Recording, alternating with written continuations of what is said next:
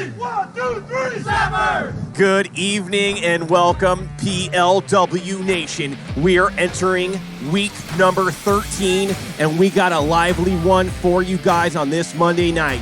The 18-18 Snappers versus the 19-14 Bombers. The Snappers coming off a sweep of the Cajuns last week. The Bombers took a series win against the hard-fighting Legends 2-1. They are going to be fighting for top spots here in the PLW. I'm Trench Pacone, hanging out with my main man, James Shoelace Stein. James, love to have you in the booth, man. How do you feel about today's matchup? Oh, Trenchy, this is 100% my game of the week. We're looking at the Bombers, who have had the most up and down season perhaps in the history of this league, facing the suddenly terrifying Snappers with Shane Weber in attendance, although under the line. This is going to be an absolute smorgasbord of WIFFLE content, and I can't wait to get into it. Yeah, I want to talk a little bit about Shane Weber. Last week, he got the A-OK from his wife, owner Cheers Beauty, Emily.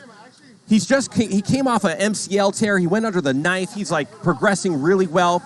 In walk-off fashion, hits a grand slam to put the Cajuns to bed.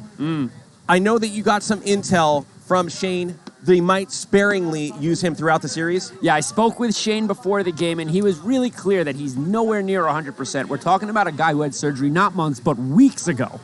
And he told me, hey, I'm here. I'm ready. I'm under the line. I may be called upon. And as for anyone who watched last week, his home run was Gibsonian in nature, an absolute bomb to sweep the opposition and put the Sand Vipers at 500 for the first time all season. Yeah, the Snappers. Yeah, and they're in a four-way tie: Legends, Cajuns, Snappers, and who else was in there? Possibly soon-to-be Bombers. Yeah, the Vipers. Well, now don't forget, the Bombers are still missing 3 games. And they got a makeup scheduled on May 7th, if I'm not mistaken. David Harley Jr. not in action tonight. They're defensive specialist.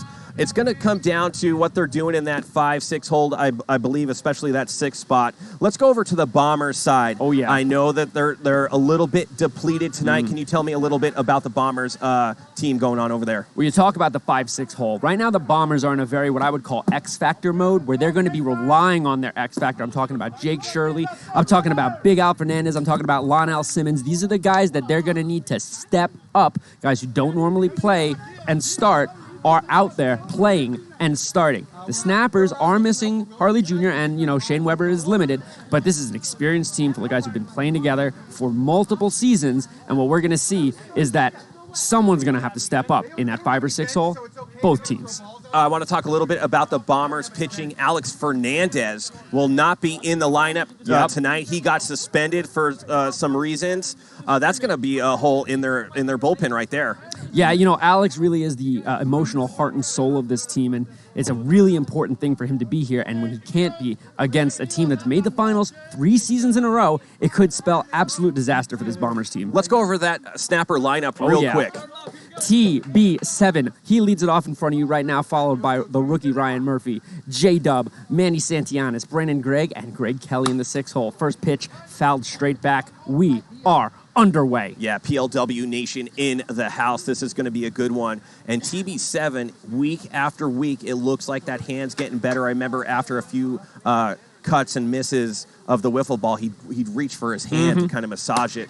Screwball popped, Bauer under it. Wind is going to be a huge factor, folks. If you can't hear it, it is a windstorm afoot. When the sun goes down, things may get different, but for now, wind is going to be huge. And yeah, TB7 looking healthier in that hand of his. Yeah, Ryan Murphy up to bat right now, and he kind of made himself a name last week. Big performance. And I want to talk about that wind we got going on tonight. We have tier 2 winds really blowing, probably in between. Murphy up the middle, tapped by Bauer. Out to Big Al. He fields it. He fires. It's going to skip. And it's late. So probably a hit, don't you think? A very difficult play. Yeah. And the rookie, and you talk about a big week. How about a big season? This guy is absolutely raking guys off the field, especially in recent weeks. He's hitting 299, just got his average above 300 with that one. How about that? J-Dub, player of the week last week. And he goes long ball it's right foul. side. Foul. It is foul. It is foul. You know, I was talking to J-Dub during BP, and he is really pumped up. He's got his Garden Glove on tonight. He got Player of the Week. He's feeling it. Pitch. Swing, and I miss it, 59. I did not hear a tip. And immediately he goes, did you hear a tip? No, big guy. You swung and you missed. Head umpire Chad Phillips making that call. Jim Dodo's confirming. Manny heard a tip. J-Dub didn't even hear the tip. Manny heard the tip, and Manny digs in. I would have gave him a little bit, but I actually saw the swing, and he was about 6 inches from that wiffle ball. Pitch is well inside. Max Fernandez has really stepped up as a reliable pitcher for the Bombers after struggling early in his career, as that one's right in there, but hot. Yeah, when you talk about hot James Stein, how come that wasn't a strike at 59 at deadpan? It's an excellent question. In this league, we play with a 55-mile-an-hour limit. Pitch, swung on and fouled off. Now, here's the thing about that limit. You can swing at any pitch you want to swing at, but if you don't swing at it and it's over 55, unfortunately, it's going to be a ball for the pitcher. But we do also start with one strike, so it evens out. Swung on and lifted into center. That's not going to get it, even on a windy night like this. Listen, Jake Schrill last week went after a ball, dislocated his finger. I'm telling you, his pinky finger was a total 90-degree. Oh, I don't want to hear that. The other way, our PLW medical staff took a look at it. You're going to make me sick. I'm sorry.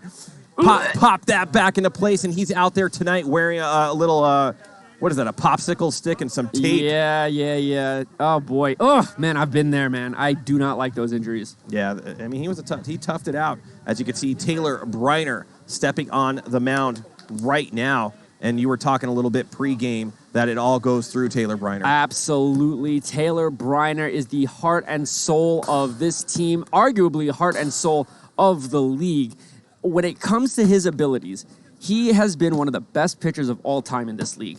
But this season, he has notably struggled. Now, last week he came back a little bit, reestablished himself as an effective pitcher. He's got that nasty screwball slider and an up and down drop. He's been incorporating that little sidearm, this John right there. And the thing about Taylor is, again, if his pitching is elite, you know his hitting is going to come through. We're going to see something like a snapper sweep. But if he starts getting hit by this highly aggressive, highly effective Bombers offense, it's going to spell a lot of trouble for the Snappers early on. Yeah, and when I was talking to you earlier, is it that TB7 pitching is taking a notch down, or is the hitting gotten better after seeing him season after season? Let's go over that Bombers lineup right now, James. Absolutely. Leading off is the shortstop, Mateo Fernandez, followed by Trevor Bauer, Max Fernandez, Big Al, Lonell Simmons, and Jake Shirley. You'll notice that they are missing Alex Fernandez as well as Hollis Hale, two really big missing pieces for these Bombers. Yeah, I think Mateo and Trevor are really going to have to step up here. And, of course, that 5-6 hole's going to have to roll them over to get back to that top of the lineup. First pitch is popped up. Easy play for Taylor, one away. Now, the real question for me is who's going to be the leader without Alex there, because Alex is the guy carrying the team. He's the most experienced one on the team. He understands the ins and outs of this league. He's a beloved player. Everybody likes him. He manages his team's emotion very well. You know what we haven't talked about as that screwball comes in at 52 for a strike is we're probably going to have to see Trevor Bauer on the mound today, because it usually goes the three brothers. Swung on and a deep drive, but the wind is actually going to be a little forgiving there. Ooh. And Brandon Gregg will put that away. You know what? 20 minutes ago, any pop-up like that was out. The wind may already be shifting. And to what you were just saying about Trevor Bauer there, I spoke to Trevor Bauer before the game. He's under the impression that he'll be pitching. You know, another thing Trevor Bauer told me, he showed me he uses liquid chalk instead of batting gloves to help with his grip. Liquid chalk, huh?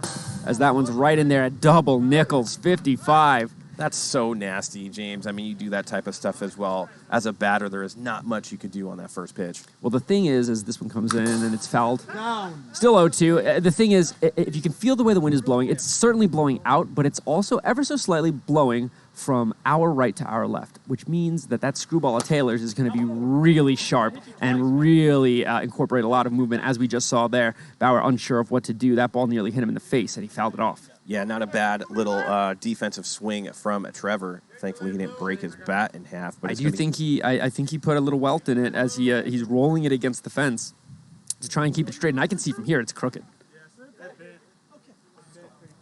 I have a pretty good eye for that sort of thing. Yeah, I wonder what the Dragon Lady thinks about his crooked bat. I think she thinks that he may need to get a new one as he strikes out swinging. And both pitchers threw I was expecting to be a very offensive first inning with the way that the wind is right now. They get through it on movement and control. Yeah, I always talk about it like it's a boxing match. A few jabs, feeling each other out. They're definitely going to explode. We're going to go into the top of the second. Brought to you by Leilani Acuna, the official realtor of PLW. Whether you're buying or selling a home, you now have a realtor trusted by PLW players and family. You can connect with Leilani on Instagram. Touch that little tab, buy yourself a home, sell your home, say hi to Leilani Acuna. Look at that smile. Beautiful, beautiful thing going on right there. So we're going to go to the top two, double donuts, as Mac's back on the bump right now. You know, Trench, I love the whole Leilani Acuna sponsorship. I love the pink box. I love the Tarantino's, the Pocket Radar. Yeah. It really illustrates the community that's been created here. And for the record, Leilani Acuna is married or is in a relationship at the very least with Nick Davila, owner of the Night Owls. And what that tells me is that this isn't just a bunch of guys who do this together. It's a bunch of families. Yeah, I mean, the community around that is supported with here. And remember, over at Fred's Tavern on the east side, our boy that owns Roll the Veg, he airs our games at Monday through Friday. And then, of course, Tarantino's Tuesday through Friday also has our games aired. And then I think Big Al, he owns a little store, and he has his does. games. He very much does. Pitch from Fernandez to Brandon Gregg to start things off. It's low. By the way, TikTok, I see you there. You're making a mistake. If you're here watching this game for any more than 15 to 25 seconds, as that one is laced, and it's gonna be caught. Really nice catch by Lonell Simmons as that ball sped up off the bat, paused with the wind, and then with a shift of wind, accelerated once again into his open hands. A much more difficult play than it looked. Very impressive. And he gives that Dikembe Mutombo, Mount Mutombo finger wave right there, saying you're going to have to go a little bit higher than that, as GK Rabbit up to bat right now. And I was watching this dude in batting practice. I feel like he's going to come alive this series. They really need him here. Well, what in were that you sixth saying? spot. It's the 5 hole and it's the 6 hole. 5 and 6 hole. You're going to see someone have to step up here. Pitch. Swung on and rip. Big Al bats it over to his son, Mateo. Fires. No problem at all. Very nice out of Big Al, recognizing that his knees have about as much cardboard in them as your standard moving truck, and that it would be difficult for him to get up and make that play.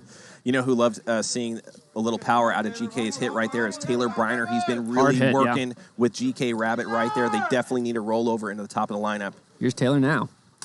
Oh, beautiful tink at 53 right there off the corner pipe. By the way, as I was saying, TikTok, you really need to get over to Twitch. Let me tell you something. The experience is completely different.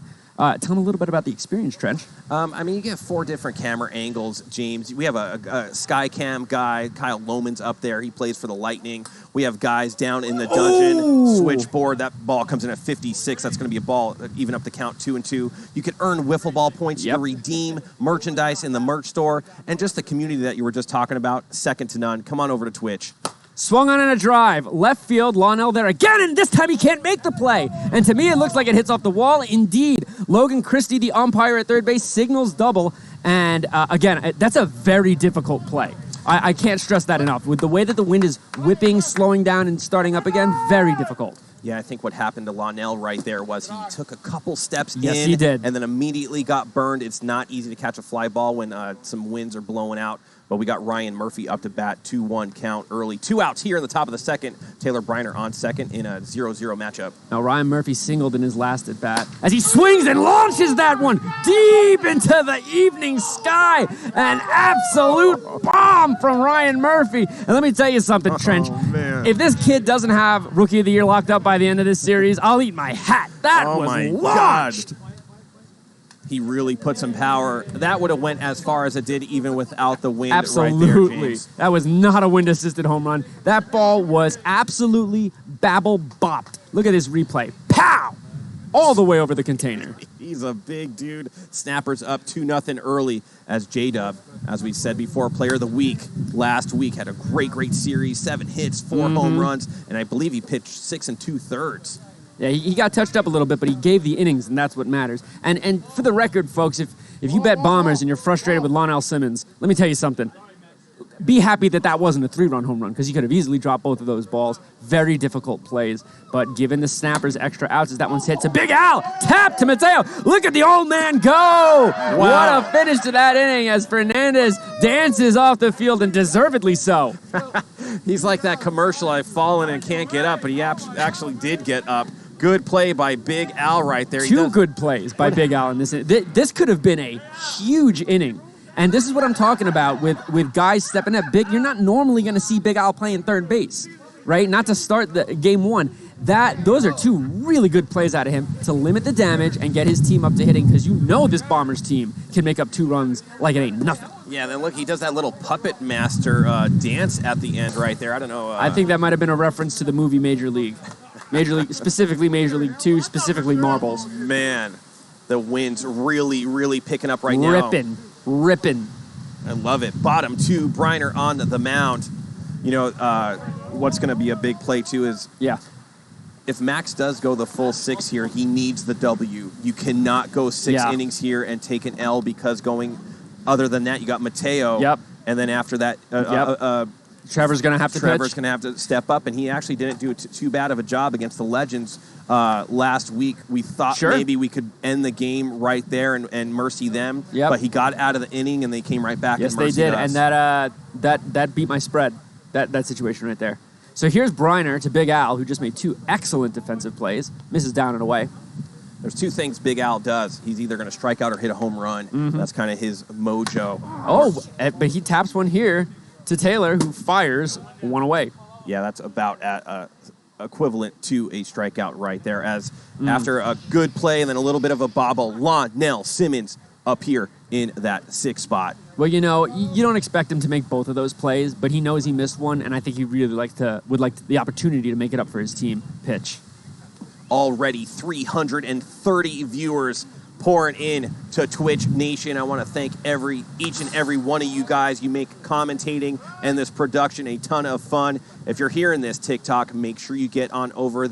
Twitch knows what's up, as Lonell's looking at a 1-2 count. Pitch on the way. Swung on and hit through the hole. Nice play by GK Rabbit. Fires in for the second out. Very nice. Dazzling, sliding on his knees. Very nice out of GK Rabbit there. Watch this instant replay. Bang! Drops down, kind of almost falls back on his heels. Makes the throw. He doesn't have the strongest arm in the league, but definitely makes a good one. Oh, he had enough the there for sure. No problem. That'll bring up Jake Shirley. And that one misses outside. Let me tell you something. That play looked tremendous. Wasn't it such a treat to see the instant replay? Yes. Nobody on TikTok is getting that. Yeah. It's tough. Pitch. Ooh, I think that perhaps Shirley wanted that one back. Kyle, if we could go in on that finger, and there it is. Kyle knew what was up. Yep. Look, there is the splint.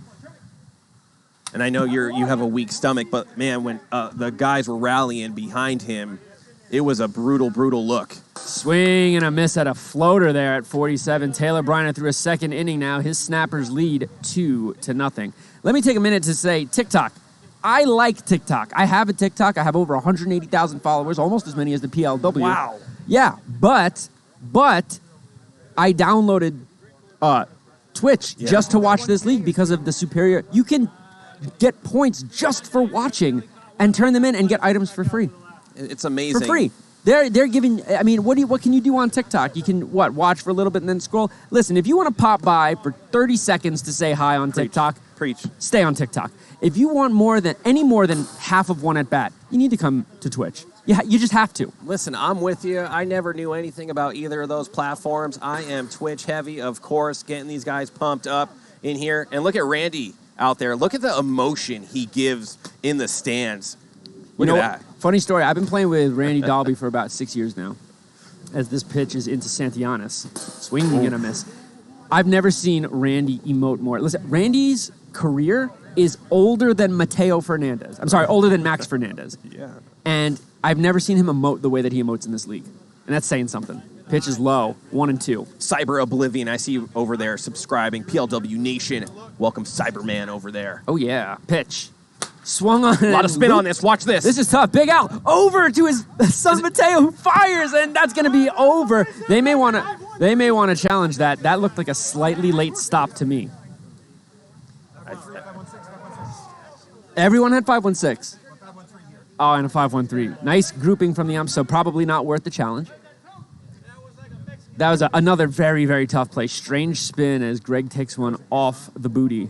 Yeah, I mean, when that ball hits you and it's going a million RPMs off your hand like that, that's exactly the play that's going to happen. You have to back up your defensive guys right there. The secret is let the ball tell you where it wants to go, as this one is low and inside. On a ball like that, you know it's spinning. If you go for it too early, it will jump out of your hands. You must let it fall and roll and tell you where it wants to go. It's possible that ball could have landed and rolled foul, and then you don't have to worry about it. But now there's a man on first. Pitch.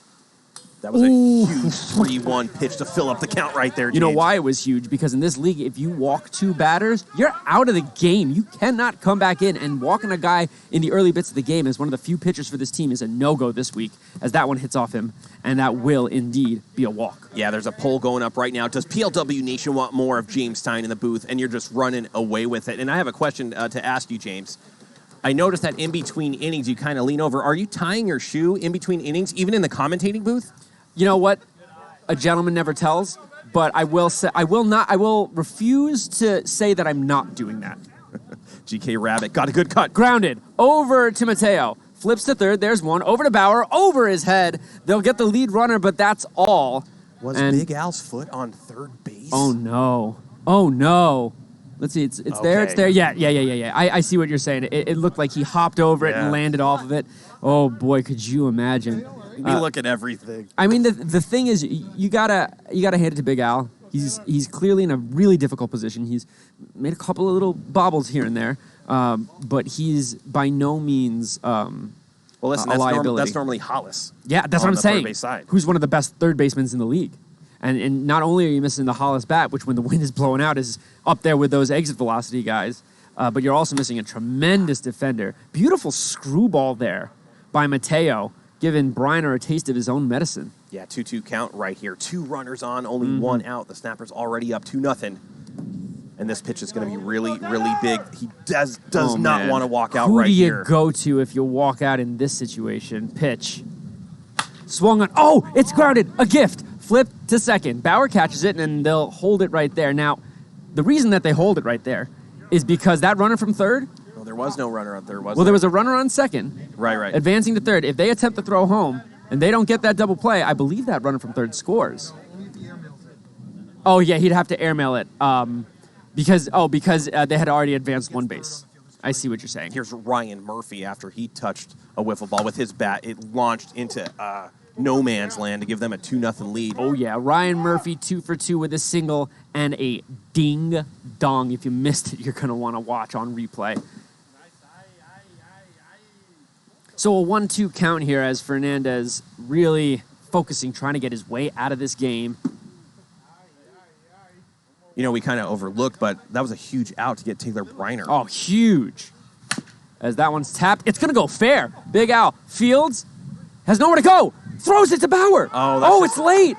Oh, he thought he could go to third, and he couldn't go to third. No communication on that field. Trench, this is exactly what I was talking about with Alex Fernandez missing. If Alex Fernandez is there, he's telling the guys where to go. Someone needs to step up and be the communicative leader on this team, and they need to do it now before this game gets out of hand. Yeah, wiffle ball gods have woken up. This is going to be a problem. Here's J-Dub. You know he wants to lay into one.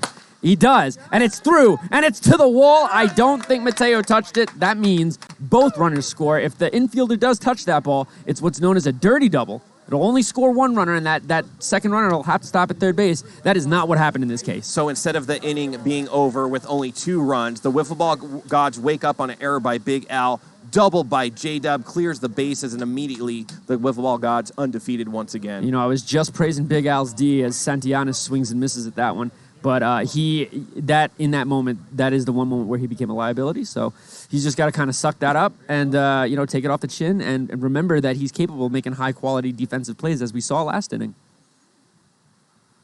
Swing and a miss. So a much-needed out, but goodness, was the damage done. Wow. Huge inning for the Snappers. They could have got away being in this game still, but now it's a crooked number up there. 5-0 Snappers against the Bombers. And it is amazing, Stein, that every time there's an error, 85% of the time, a run's going to come through because of it. Well, I'll tell you this, the wiffle gods, and there are many, it's a moon-based religion. The wiffle gods are not only unforgiving, but they are also devious and Schadenfreudian. They want suffering, they want a sacrifice, and they take it one way or another in every series, usually from both teams. And they drew first blood against the Bombers tonight. Yep. Now it's up to Taylor Briner and the Snappers to shut them down, get right back in the dugout, and give a little bit more damage to the Bombers. You do not want to take your foot off the gas here against the Bombers. Let me tell you this. The Bombers have only had 6 outs. They still got another 12 outs. And 5 runs in this win is not that much. However, as we said in the pregame, it's really on Taylor Briner to continue reestablishing himself as one of the best pitchers in this game, as that one's low to Mateo Fernandez. We're approaching 400 viewers. In game number 1, it's only the 3rd inning as Mateo, the dreaded dribbler, right back to TB7. Looking like a little bit of overswinging right now out of the Bombers. And again, I can't help but think about Alex Fernandez missing and being able to wrangle the emotions of his younger brothers and his dad and all the other guys on the team. I wonder if he's going to be messing. Right off at Caps. Oh, what a play. Now, I'll tell you this, Trench. That was an Atom ball. It was. But excellent reaction time from Jesse Caps. Look at this replay. That ball was scorched. And the ability to steal outs like that is the sort of X factor thing we were talking about in the pregame. Here's Trevor Bauer. And another dribbler. Taylor's going to be out of 3 innings with absolutely no damage to speak of whatsoever. Yeah, I wouldn't be surprised if they get a couple more runs here to see another inning at a TB7, and then they might go to like a Brandon Gregg or whatnot, or whoever to get a couple innings, give TB7 some leeway towards the end. There would be one situation in which TB would probably throw this whole game, but I don't feel comfortable talking about it on air. So that could happen, but Taylor also strikes me as the type of guy to say, to heck with all that. I'm going to come out anyway. I don't care. Yeah, they know that each of these games, remember, they're in a 4-way tie with the Legends, Cajuns, and Sand Vipers, that every game that they're playing right now is a do-or-die situation to try to get into that 5 spot and above, of course, to be in the playoffs here in the Premier League Wiffle. Yeah, and if you're the Bombers, you know you're shorthanded. You really just want to get one game. You want to be in as many games as possible so you can steal a win, maybe somehow 2. And then don't forget, the Bombers have a makeup game coming this weekend. So even if they get hammered here, you're going to see Hollis and Fernandez, and in all likelihood, Justin back as well in that series. And so, listen, even if they get swept here, they can come right back. But the problem is that makeup game is against the ones. Man. That's no easy order, but it will be. I was speaking with Alex Fernandez off-site, and I was telling him that, hey, man, your next 9 games are season-defining. And he knows that, and he's really upset that he can't be here tonight. Yeah, as you can see, Trevor Bauer on the mound right now. They want to save some innings, as you know, for Max. This is the right call, because it's going to give you an opportunity to test Bauer, 1, and see how he is on this evening. And 2, again, like you said, now Max is going to have another 6 innings, which means he could effectively pitch another game. And what that does is it allows the combination of the Fernandez brothers who remain to finish things off, so long as Trevor doesn't simply hand this team a loss right now. Pitch to Brandon Gregg. The one issue that they're going to have, as Trevor is kind of green on the pitching mound, is if he walks out. Oh, yeah. Now what do? They'd have to go to Mateo? Man, I don't think you can afford. Technically you can afford that, because as long as you get through this game with both of those boys having 6 innings, you'll be okay. Pitch. Oh, a beautiful tink at 50 there from Bauer, who short-armed it. Very nice there. Yeah, he's a little sneaky with his pitches right here. Oh, a knuckleball that nearly plunks him. Boy, that had some flutter to it. If he can get that over, that's a possibility. 2-2 cutter misses inside. Oh, pardon me, that was 3-2. So Bauer in and immediately walks 1. Now you got to kind of hope this is the 6th spot. Again, this is where the series is made. What's GK going to do? Ground into a double play or lift one over the center field wall? I'm feeling like he's going to do something really, really special right here. As you know, GK Rabbit is the heart and soul of the stream team. Yeah, he makes the Twitch stream go around for sure. As Bauer's going to spike that one at 75. I'm not sure. Yeah, I don't know if you can't do that. The first pitch was a ball. Why do that on the second pitch? Cutter down the middle. That Swung might and go. driven. GK That's Rabbit has hit a home run! God! Unbelievable shot by Greg Kelly! Well, it was a little wind I assisted don't to say care the what least. it was. If a Pelican brought that out there, James Stein, that's a home run for our boy GK Rabbit, and that's got to feel good regardless of how it goes over the fence, Stein. Absolutely. We on the stream team love to see it when GK Rabbit hits the ball. And man. listen, situational hitting is a big deal. Knowing that the wind's blowing out, elevating the ball. And now we're looking at 7-0, and Bauer And what that got to does, be frustrated with a walk and what should have been a fly out turns into a 2-run home run. That's really tough to come back from. what that does is it opens up the avenue, as we said, of possibly not seeing TB7 in the Right. bottom of the fourth. Right. Bauer's going to... Remember, no outs here either. Yeah, that was a bit of a frustration pitch there from Bauer. He's got to get it together. He's got to remember he has to start a game today. Pitch. I'm so happy for GK. You know what? He has one more home run than Chad. Wow. I think Dragon Lady has more home runs than Chad. Oh, man. Unbelievable. That's got to hurt Chad's feelings now. Trevor with a deep breath, and he deals, and that's going to miss inside, and that's going to be his second walk. He is instantly done. And look at this. Look at this. Nobody knew what to do. It feels that there's no leadership on this team right now. It's very concerning that when Alex Fernandez is not here, nobody else has stepped up and said, I'm going to be the one to lead this team. Listen, I think they've already given in that this could possibly be a mercy game. I think they've woven the white flag, James.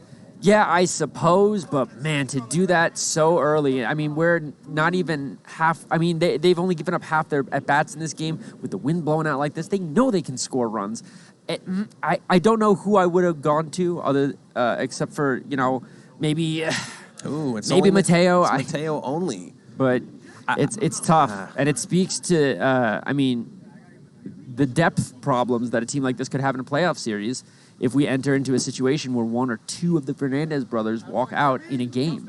This could be a long inning, Stein. We're going to have to come up with some content because if Lonell walks out, you're definitely not going to see Mateo. And then Jake's going to have to come in, and he might... And if he walks out, Big Al...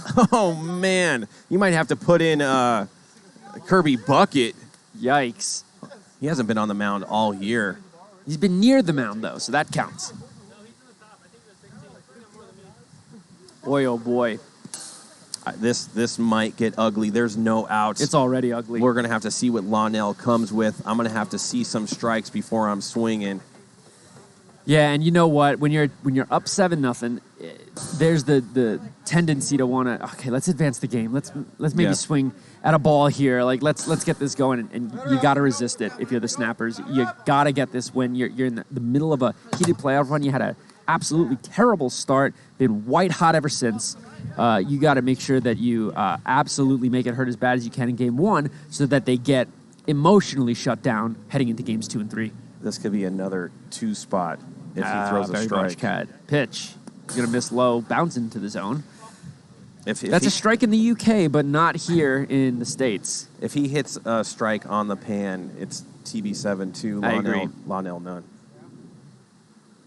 Case in point, lifted on a line and about 35, 40 feet over that left center field wall. Listen, Stein, I'm telling you, if TB7 is on this tear that we see, I wouldn't be surprised to see his name in the MVP conversation.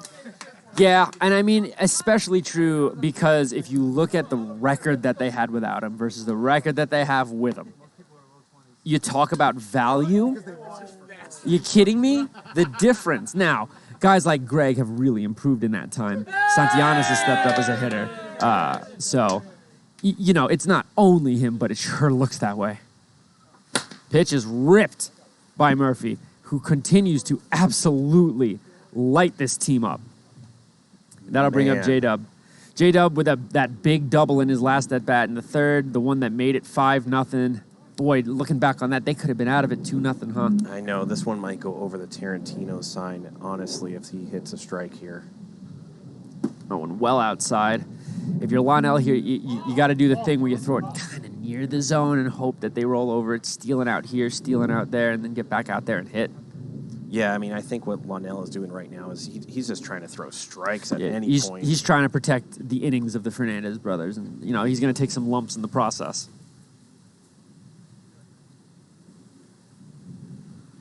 Oofa. It's going to bring the count to 3-1. Asking an inexperienced pitcher to come in to win like this and try and throw strikes is just daunting. And that's going to miss. I mean, all 4 of those pitches missed by a lot. I'm not surprised. You get tacked up, and then, the wind starts swirling. It ain't easy. And what also is happening as Manny Santillanes is up to bat is when you're playing in PLW, there's a little pressure up there regardless of the score. You want to perform. Sure. There's all eyes on you. There's 400 or 500 people watching. You Currently have 393. Yeah, you got stats, all that kind of stuff. It's a tough situation to be in, and you definitely don't want to let your teammates down. Sure. And I'll say that I think most of these guys, once you get between the lines, you turn it off. You forget all about the stream. You don't care. You're out there playing. But, yeah, no, it's a good point is that one. And that's the kind of pitch I'm talking about right there. Make a guy like Santillanes chase, but instead of rolling it backward, roll it forward. Big 2-2 pitch coming.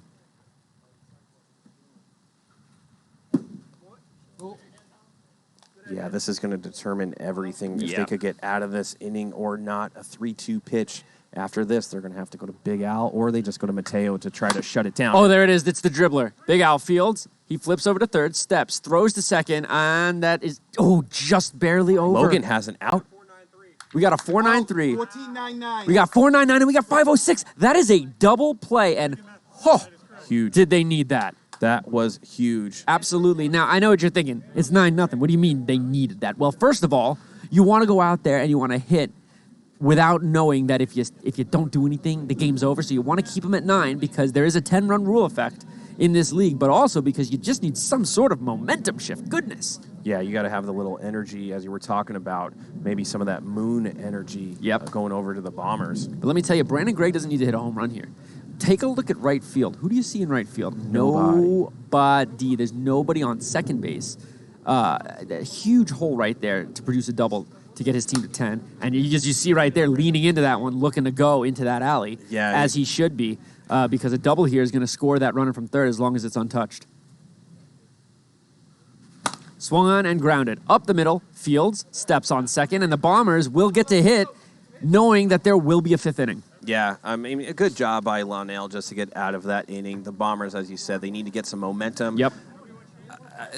The Snappers are going to win this game, obviously. Well, hey, now listen. I've seen Taylor give up 6-7 runs in an inning, but what Taylor's doing in this game is something that's been missing from his arsenal all year, which is the ability to suffocate the batter with a series of up and inside pitches, followed by some pitches that are kind of low and away, and then some that do who knows what. You know what I mean? The confusing, disorienting nature of it all. Yeah, the only reason I say that, and I know we want to get the Bombers pumped up, is if they did score 10 runs right here, the Bombers, and the inning's over, the Snappers are going to come back facing a Lonell, and of course then maybe a Mateo. Well, yeah, no, I was going to say, I think if they score a lot of runs, then you see like a Mateo, but there's going to be a scenario where the Snappers are going to be scoring some more runs for sure. Almost undoubtedly. The Bombers would have to put up an enormous inning right here. Yeah, I don't think the Bombers are winning this game, but I do think what they can do is get to Briner, maybe force him out of this game, force someone else to come in, do something, make some noise, get excited, and then put themselves back together for game 2 as Big Al is going to dig in. Hey, try to score 3 or 4 right here. Yeah. And then ice them next inning if you could, and then score 3 or 4 and make it a game. Swing and a foul tip right into the sticker, 0-2. Now, the reason it's immediately 0-2 is because the way I like to view it, the first strike is worth 2 in this league. Oh. As that one tinks, but it's at 57. So remember, folks, ball comes in at over 55. In any capacity, it's automatically a ball. So 1-2. Pitch on the way. Swing and a foul tip into the zone. Now, that's the second time he's done that. However, it's the first time he's done it while already having 2 strikes. So he gets one of those. Next time he does it, he's out. Screwball upstairs and also hot. Yeah, TB7 really works that screwball on the outside. There's one that's squibbed. Oh, it's going to sit right down, and with those absolutely massive shovel hands, Taylor Briner comes in and smothers that ball. Yeah. Fires it in. It's a tough play. How many times this year have we seen a guy go for that ball, hits off his fingertips, flies out of play? Yeah, you can't field a ball with those types of spin gingerly. You have to just go total, envelop it with your all your hands right there. Pitch bounces in there. Taylor Briner looking really nice, looking like he's living very nicely east and west, knows the hitters that need to be attacked on this team, knows the hitters that he needs to be a little bit more delicate with. Inside. TB7, Alex Fernandez. Oh, and there's Lonell to left center. But the wind, nowhere to be found. That ball was hit probably a little bit harder than GK hit his. I was just going to say that. You guys just hit areas of the strike zone whenever you want, kind of. And that's not an easy thing to do. So when you're locked in as a pitcher like that and you've done your scouting on the players that you're going to be facing against, you got a little bit of an advantage, no doubt. Yeah, absolutely, especially, again, with guys who are just not as used to getting starting roles and seeing 3 or 4 or 5 even at-bats per game. Someone, again, for the Bombers is going to need to step up. We saw it happen with GK as that one is right down the dingle-dangle to end the inning. I'm reading Cody Runnels. He's saying Dalby looks like kind of lonely on the container. Actually, he's not. He's having a great time up there on the container. Yeah, there's no way to tell whether or not Randy Dalby He might have just won the California lottery. Yeah, for all we know. I mean, he is a monolith in both demeanor and size.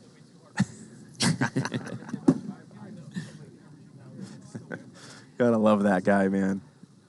So Lonell Simmons will come back in here. He's already 1 walk deep, and he's going to try to somehow hold these snappers to a 0 spot here, because if they score 1 and the Bombers score none, that's the end of the game. And at this point... Look how excited he is. Well, at this point, now it's...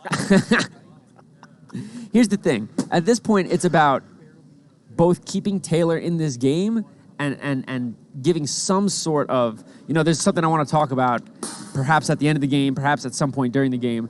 But when I bring it up, it'll make sense because you want to keep Taylor in this game. But you also kind of, for undisclosed reasons, sort of don't want to keep Taylor in this game. I kind of feeling... I got what you're putting down a little bit, I think. But I don't know if TB7, if it is true where I'm going with this, cares about all that, as GK Rabbit, the last time he grabbed a wiffle ball bat, went yard. Oh, a beautiful pitch from Lonell, but it's in at 56.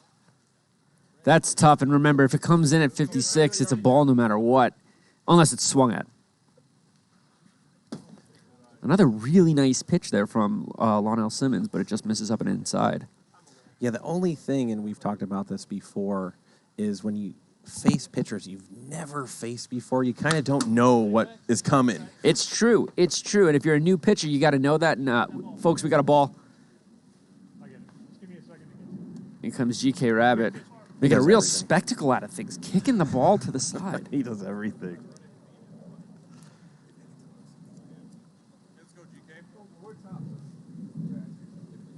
Pitch on its way to GK Rabbit. Swung on and yoinked.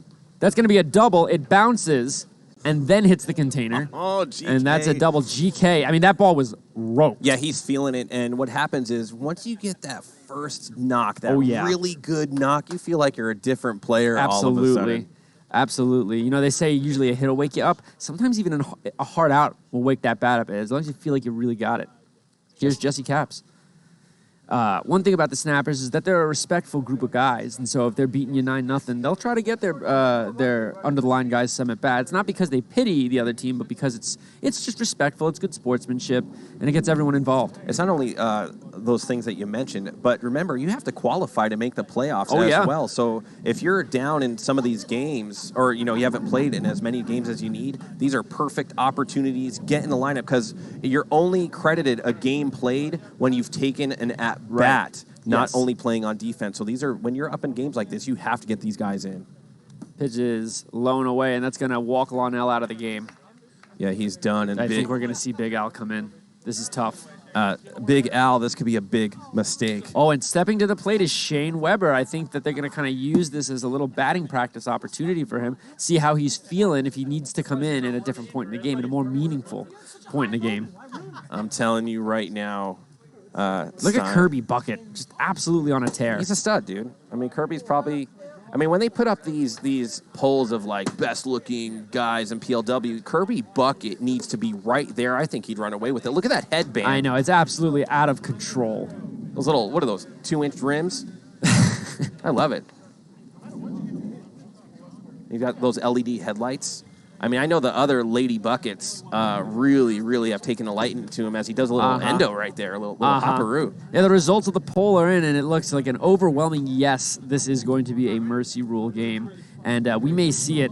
I mean, shoot, the Bombers might not even get another at bat. If things go the way that they may be on track to go here. You know what, though? Oh, so they'd go Big Al, then probably Jake. Yeah. Teenage Mutant Ninja Bucket. I like that. Yeah, Sean. it's giving Raphael. Pitch on the way here from Big Al. Swung on, and there it goes. Goodbye, Shane Weber, who will kind of walk his way around the bases. He forgets that he can't run. Yeah, coming off that PCL tear surgery, you gotta kind of be ginger there, but he wasn't ginger with that swing. That ball was stoinked out into left field and over the container. And it is mandatory to run the bases, so he is being as tender as he can be. Like a Kirby. He's racing Kirby Bucket.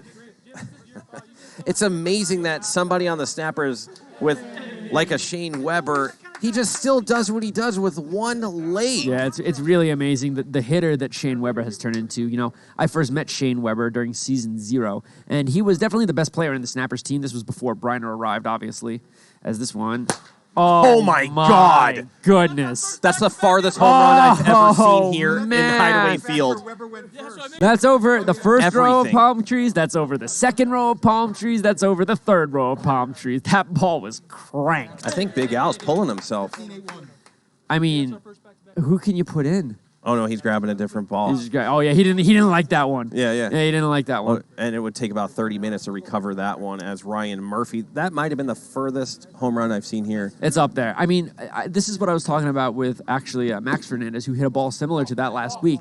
When the wind's blowing out, if you hit it into center field, it flies. I've hit one of those off Trevor Bauer, actually. God, that was a monster jam shot. Yes, it was. Thank you to all 385 viewers on Twitch. We really appreciate you. And if you're on TikTok, you need to get on Twitch, as that one is flicked. It bounces. Big Al approaching, waiting for it again. Oh, but he misses the flip. Oh, he goes Manny on it and turfs it. He had more time than he thought he had, but that was a good job, Trench, of allowing the ball to tell you where to go. The ball will tell you where to go. And so it's clear that he made an adjustment there, but he rushed the throw for no reason. Yeah, I think a lot of the Bombers fans are telling Big Al where to go, and that's probably the dugout after that series of pitches he's given the Snappers there. Swung on and fouled off. And yeah, it's true. You know, the Bombers might not get an at bat, and that has some implications that we may have to discuss in just a moment. Pitch to J. Will. Oh, goodness. Oh, Big Al. Terrible. J. Will's going to go, and he's going to think about how he just struck out against Big Al. That's the highlight of the game for the Bombers. I mean, just a sincerely bad pitch was never a strike. Here's Santillanes, who rips it down the line for a double. And that, I believe, is clean. That's going to make it 14-0. This is an absolute shellacking. If Brandon Gray gets a single, the game would be over. Yeah, we got a stinker, folks. Oh, yeah, there we go. Here we go. So, yeah, we certainly have a stinker. And here's Brandon Gregg. All he's got to do is poke one through clean to end this game. First pitch hits him at 55. That's like the third or fourth time Brandon Gregg has taken one. It's true, from multiple different pitchers. I think the Bombers are trying to say something to Brandon Gregg.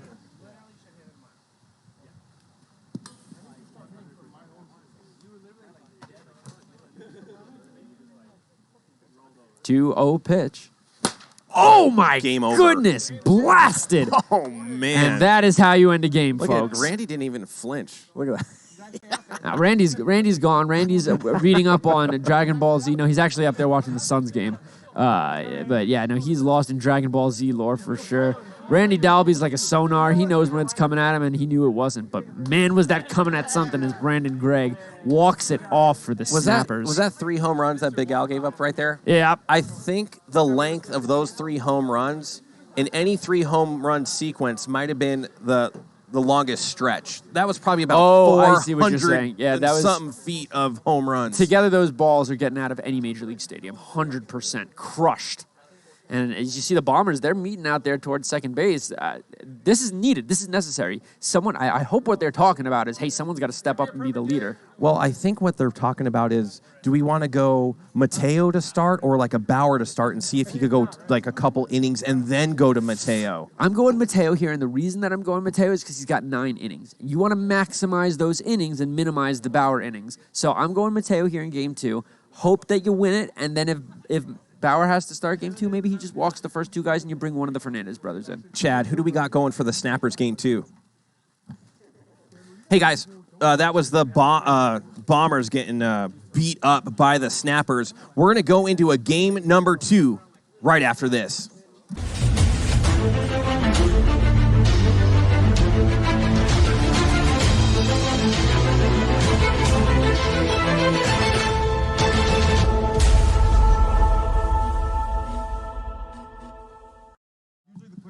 Listen, if you're a Bombers fan right there, you got to feel bad for your Bomber boys. Obviously, they're missing a couple key components to their lineup and pitching staff.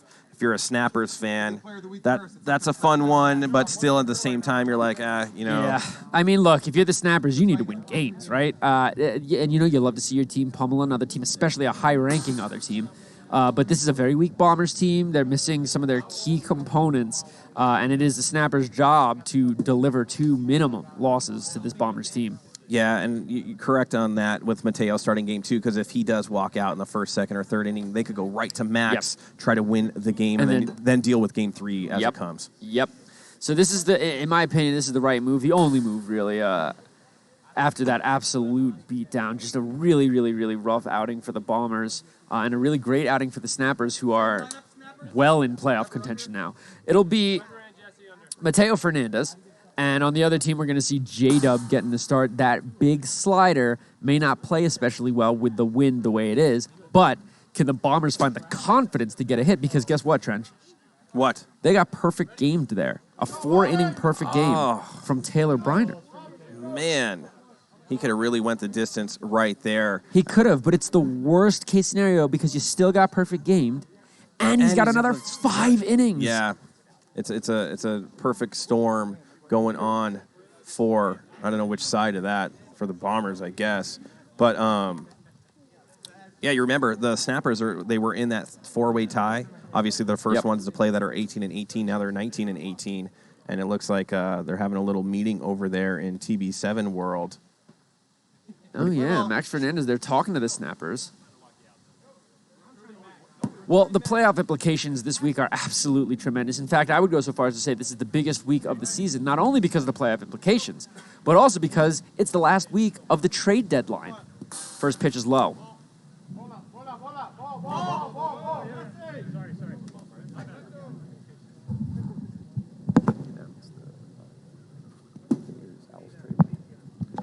Oh, you know, was that spoken to you? It's official as far as I know. Our Gotcha. guys are in the group chat. Maybe we send a text down to the folks in the let me do that in the room and see what they're thinking. Pitch swung on and scooped, but I don't think it's got the distance. There's Jake Shirley to make the first play. Hey, Jake Shirley making a 9-fingered catch, a little bit harder than it looks, especially when one of those fingers is a giant metal rod that the ball could ricochet off of.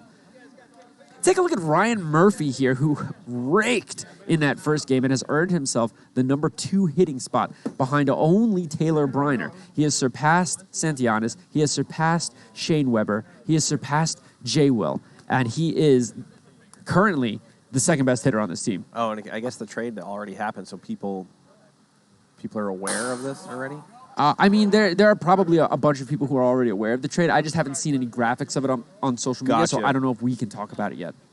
Yeah, I was never made aware of that. It happened yesterday. Pitch. Gotcha. Well inside. We got a full count situation here. And boy, you don't want to get that first walk. Oh Man. Boy. Here it comes. Pan. Good pitch. It's ripped. It's off Big Al. It's to the wall. A double. That ball was cranked. But Hollis might make that play. Take a look at the replay. Look at how hard this ball's hit. Boom. Yeah, I mean, if you just take one step to your right and body that, you might be able to stop that. I know I'd give my best effort for sure. Yeah, well, much like you and much like GK Rabbit, Hollis is very effective at placing his body in front of the ball and dampening the ball when it hits him. And those are the two elements of making a good stop at the hot corner. It's a 1-0 pitch to J-Dub. Oh, and that one's right down the middle. J-Dub feeling a little silly on that one, but 1-2 nonetheless. Even though Mateo gave up a double to Ryan Murphy right there, the only plus side of that is he didn't walk a person. Correct. Yeah, you prefer to give up a single in that situation, but you'll live with this, and you got an out. Now you're past the most dangerous part of the lineup, as that one misses. But now another 3-2 count. Mateo gonna have to dig deep for something here. Here it comes. Swing and a miss at what appeared to be a changeup. Came out at 51. Looked to be about 46, 47 by the time it got to J-Dub. Nice pitch there. Needed it. And here's Santianes. Outside. TikTok, you really got to get over to Twitch. We have multiple camera angles. We have giveaways. We have WIFFLE points that can be earned and redeemed. You can get autographed balls, hoodies, coffee mugs, and so much more. Come on over. Pitch. Swung and grounded. There's Big Al. Bats it to himself, bobbles it, picks it up, steps, fields, fires, and 4.98 just barely. Logan Christie has got a 5 flat. 497, 498, and 5 flat. That is an out. Wow. Just barely. And Big Al, now this is what I was talking about earlier. This is getting into the sort of territory where borderline liability at third base. You got to be really, really, really careful about what you do next and where you put Big Al. He may need to go to second base. Yeah, you need a little bit more movement on the shortstop, third base side. Yes. J-Dub is going to be towing the rubber right here. And he's got to be feeling it after Player of the Week, as you see TB7 out there, kind of just elated that he got that first game win. As you said, it was a perfect 4 innings for him in the W. Well, Jonathan Wilson, big sweeping curveball. He throws a straight ball and a little bit of a changeup boy as well, but for the most part, it's that big slider. You're trying to make sure you locate strike. When he's on, he's getting guys to pop up. When he's off, he is getting absolutely raked off the field. As we take a look at Jim Dodos, our sideline up on the first base side. Hey, Jim. J-Dub with just one more warm-up pitch here before we get going. It's going to be Mateo Fernandez leading things off. Let's see if the Bombers, after a shutout first, can work their way around what was a seemingly impossible scenario against the Snappers in Game 1. It just felt like they couldn't get anything going and they couldn't stop any of the bleeding. So it'll be a big move here. Who's going to win Game 2? The Snappers are giving 4.5. And even then, they've got nearly triple the amount of money on them. So the Bombers, great value bet here. Swung on, and a really confusing ball hit to GK. He smothers it aptly, throws it, and that's going to bounce in. Tough play from GK, but he made the hard part and then missed the easy part, and that's got to be the frustrating thing for a fielder. Yeah, and we've said it before. He doesn't have the strongest arm.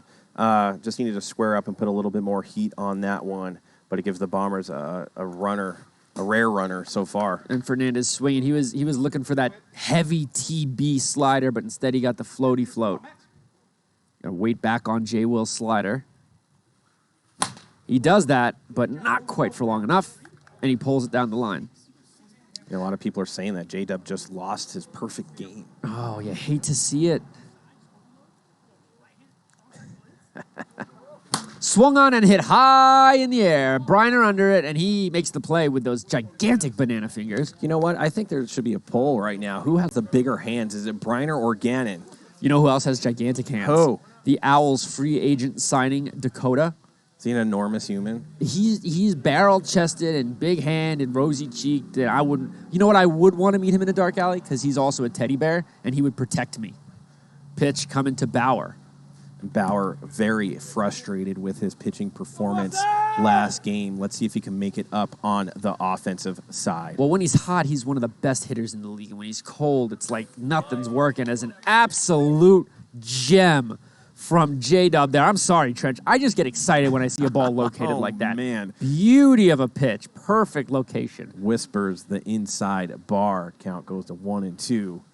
That one's up and out. Good take there. Look at J. Will locating, going low and in and then high and away, really messing around on both planes.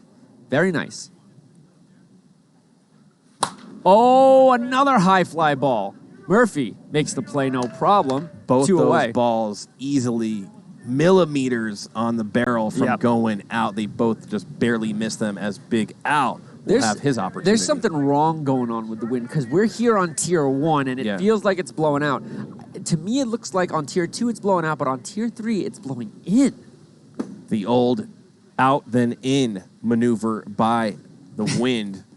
Let's see if that plays into... Mother Nature really stroking it with that wind. Pitch on the way, swing and a miss, but good recognition of strike there. That ball had nice late snap to it. Bam, bam. I am not hating it. I'm letting James Stein do his thing. He was so pumped up to be here, man. I'm just loving this right now. This Big Al's looking at a 1-2 pitch.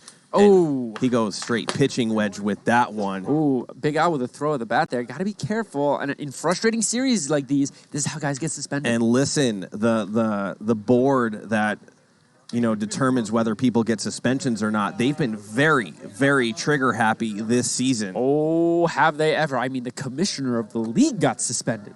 He did.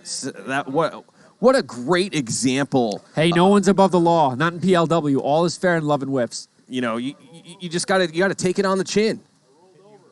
Stein is great. Love you, Purple Viking. Love to interact with you in a way that's other than the chat. Now, if you're wondering why is Stein in here, I thought he was just kind of like the silent assassin on the Night Owls. I'll have you know that I've been commentating wiffle ball games for the last 10 years in secret and in hiding, and I'm out there in the open, man. Yeah, well, it takes a lot to be the face of PLW. There's a lot of fans and there's a lot of haters. And so you got to be able to embrace them and shake them off respectively. Yeah, I've done a good job. I could turn a hater into a lover in probably 2 or 3 innings, as Mateo is going to be back on the bump going after Brandon Gregg. And I saw somebody comment last week when Brandon Gregg let that man bun down, and about 6 feet of hair drops out of that man bun. Well, him, Bauer, both of them, real long hair. Greg Bird, too. Greg Bird. Austin Bullbird. Pitch is fouled back. Thanks to all 428 of you hanging out. You know what would be great, Trenchy? What? If we could get up to over 500. If we could stop messing around and really get up over 500 somewhere in this series, that would be excellent, as that one hits Greg. Looks like Andrew Leday is a James Stein fan, as you can read a comment right there. I'll tell you a little inside secret. Andrew Leday has been trying to trade for me for the last 2.5 seasons, since before he owned the Cajuns. Pitch is ripped, fielded, fires, no problem for Max Fernandez. Oh, we got a shoe tying situation, and I think I'm being asked to join the field to make sure that no shoes have been hurt in the making of this production. So Leday's been going after you for over two seasons. Yeah, but he won't stop offering trash for me, so it's never going to happen. Pitch is on the way to GK Rabbit. Swung on and lifted. I don't think this one's getting out. Nice communication out there by the 2 guys who are not used to playing the field all that much. This is exactly what I'm talking about. This is what they're doing better than they did in Game 1. I'm looking at all day Leday's remarks. He's saying Stein could never be a Cajun, and I'm wondering if it's just because he's trying to trash, send over something that's not worthy, or is it just because it's just never going to happen? Nah, the day would give anything to play with me, and we even do play together outside of this league. So know that he's talking out of the side of his neck. He's just grumpy that he can't have me and Roosh on the same team. Could you imagine? Man, that would be... The Bash Brothers situation that we would establish on that team would be really something. He's a great kid, man. There's rare instances where you encounter guys who are as loud as him, who are also as positive as him, and it's just good for the culture.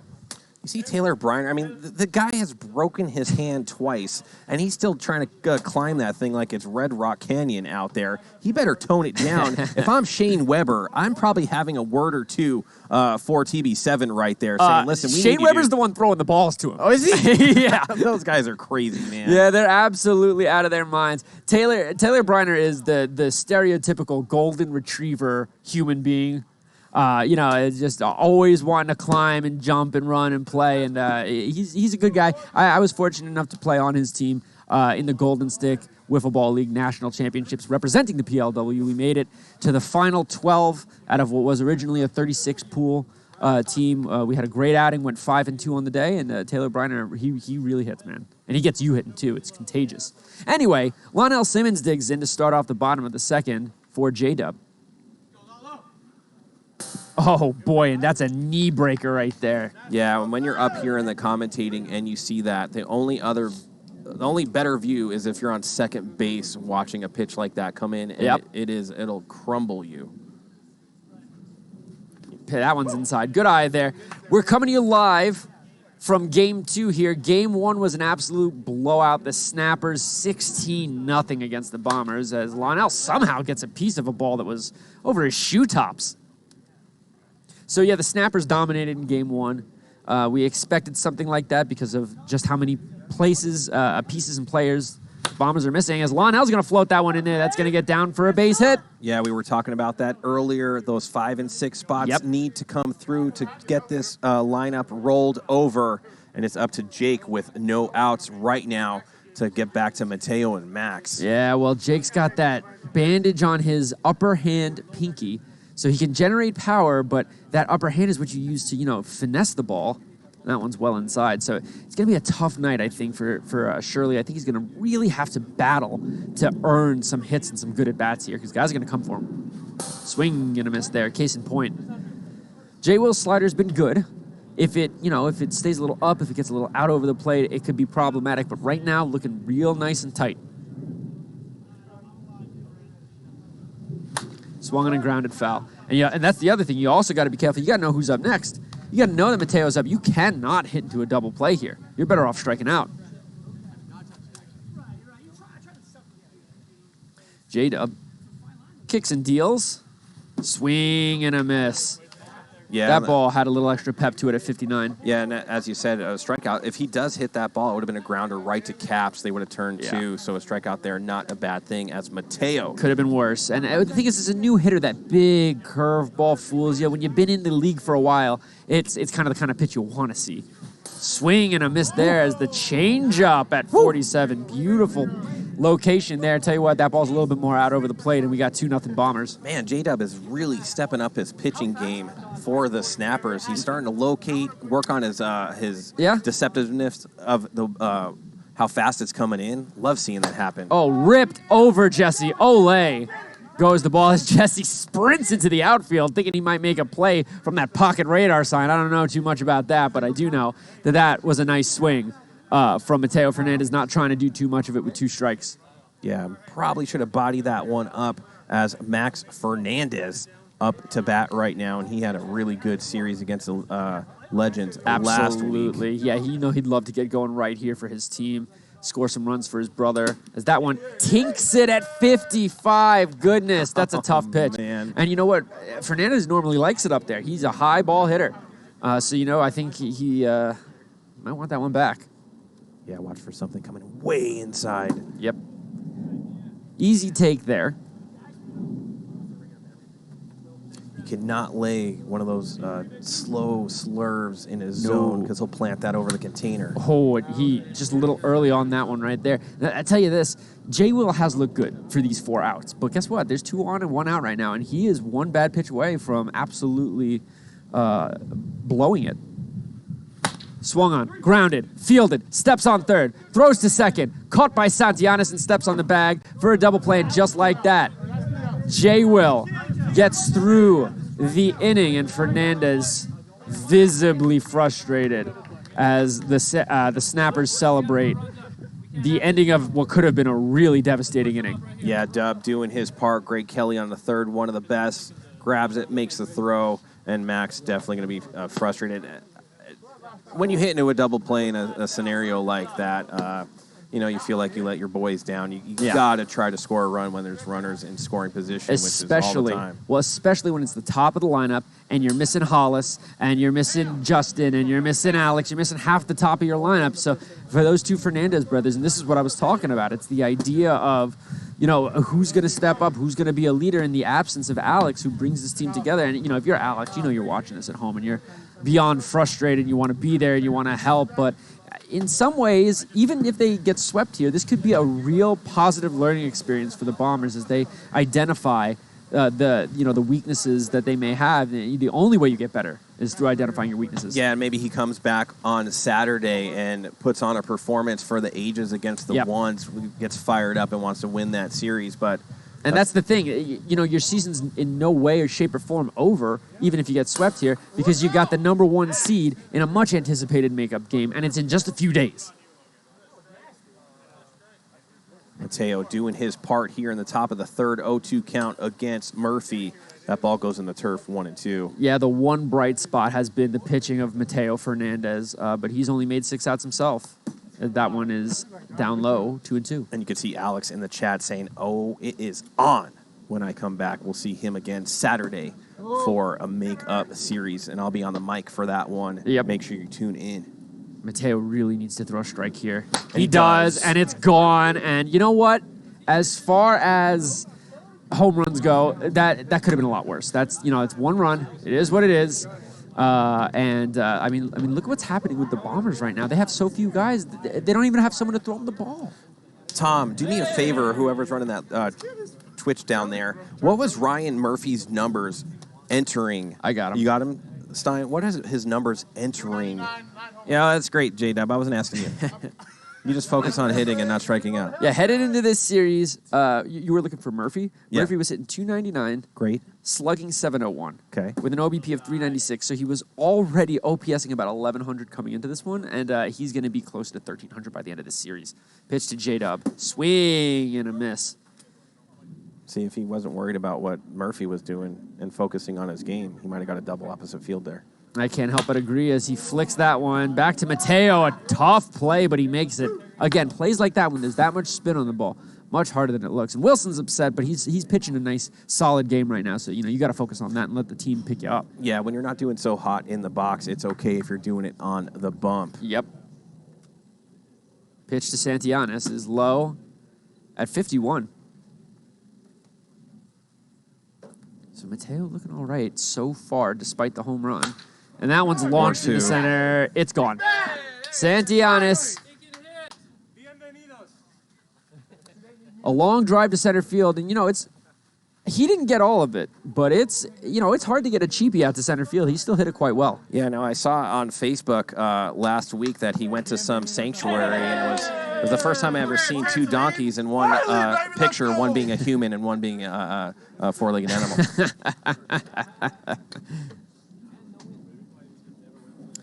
So, 2 home runs given up by Mateo, and just 1 out made. That one's outside and hot at 56. But Mateo still has the ability to kind of calm it down, wrangle his team down.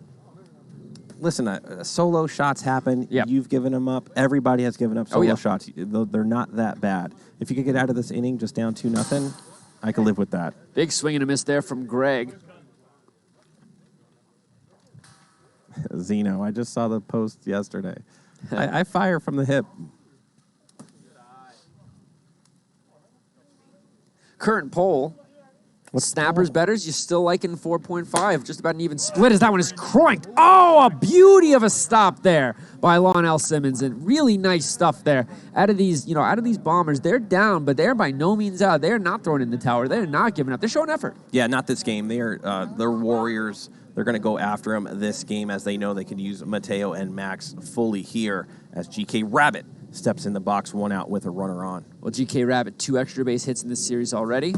If I'm Mateo here, I'm coming at him with the heavy stuff.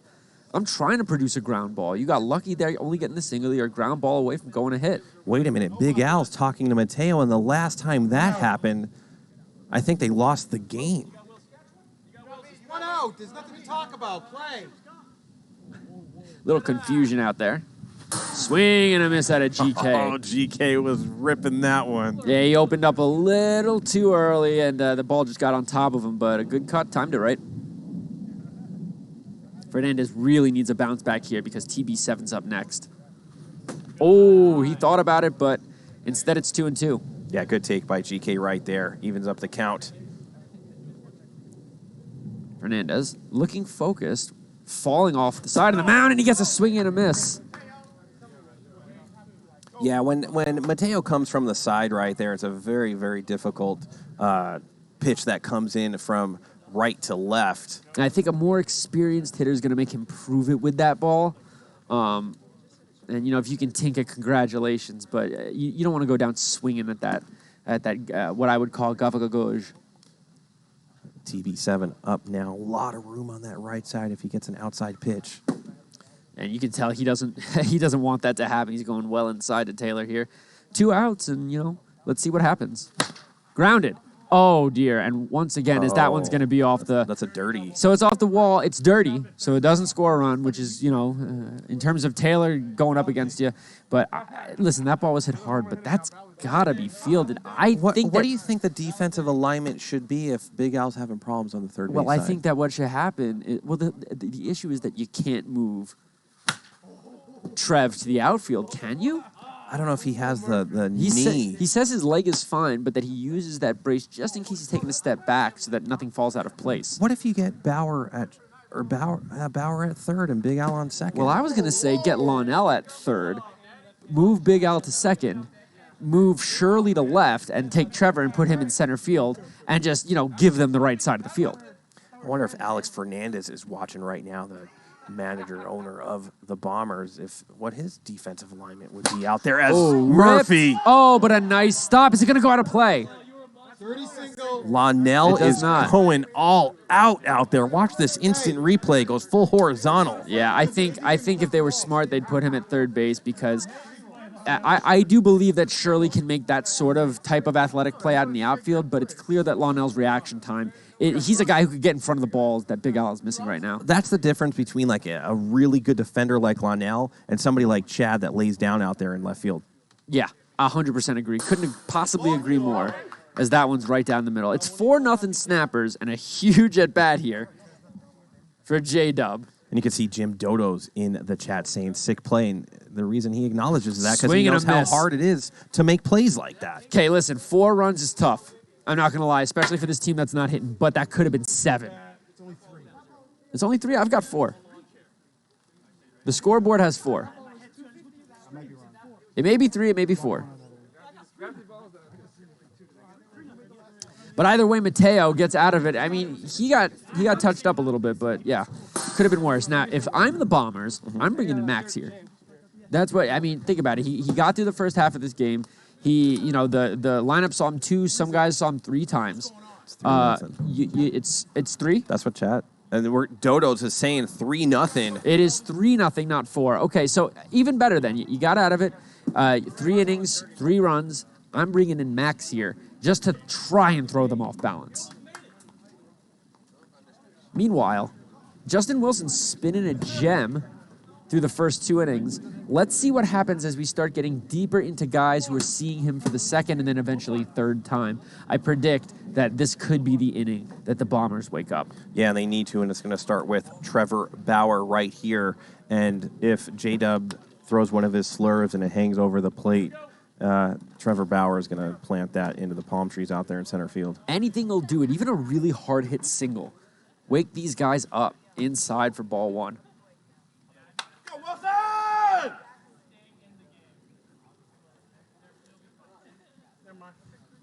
Swung on and looped, and oh man, what a tough bounce for GK Rabbit, who fields, fires, and gets Bauer for the first out of the inning. It was hit hard, just unfortunately beaten into the ground. Yeah, that was just a routine play for GK, and he put a little extra oomph into that one because, you know, one of the few plays prior. He did spike one turfed earlier. it. Big Al absolutely laced it at our third base umpire, Logan Christie. Yeah, let's just stay right there. Just another day in the league here. Jeez. That misses up and in. Bombers. Storm Glider saying I could use a little sub right now. Swung on and tapped over to GK. He'll field it. He'll fire. He'll get him. No problem.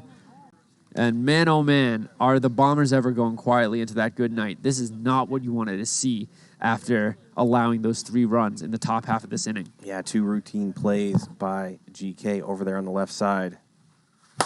Lonnell floats one Somebody's into gonna call right it. field. Brandon Gregg makes the play, and I think that was like a 5-pitch inning. This is something that I can speak to because I've seen it happen to the Night Owls, where you get into a rut and you both feel the need to rush and produce runs while simultaneously saying out loud, all right, we just need a base runner, we just need a base runner, and it creates a disconnection between what's coming out of the mouths of the players and what's actually happening on the field, and it's very traumatizing. It's very you feel like you're almost being gaslit by yourself, where you're forced to question your reality, where you're looking around and you're saying, okay, we're all saying we need to take pitches, but nobody's doing it. The reality I'm questioning right now, Stein, is why are people still on TikTok and not over on Twitch? Oh my God, don't even get me started. Look, if you want to watch half of one at bat, if you're scrolling through your Pokemon card openings, and you're, oh, what's this? Oh, cool, they're playing wiffle ball. Great. But if you're in there, I see people talking in the chat. If you have the energy to say hello in the chat of TikTok, you have the energy to download Twitch and to subscribe to us on Twitch and to just watch on Twitch, where you're going to get multiple camera angles. You're going to get wiffle points. You're going to exchange those wiffle points for items. Is that one grounded to Max? Oof. And he just barely makes the play. But yeah, there's really no reason to be on TikTok. And trust me when I say I'm on Team TikTok. I have hundreds of thousands of followers on TikTok. I love the app. It's been very good to me. I have Twitch for one reason and one reason only. You know what that reason is? Premier League Wiffle. You got it. Swing and a foul tip into the zone. But I don't know how much better we can make the pitch, because anytime someone gets you from TikTok, the first thing they say is, oh my God, this is so much better. Look, Kay Hurst came over, first time chat. Kay Hurst, what do you feel about our production here on Twitch rather than TikTok? Let him know. And we got Phil in Texas. TikTok got me here, changed my life. Changed my life. Oh, beautiful pitch there by Mateo.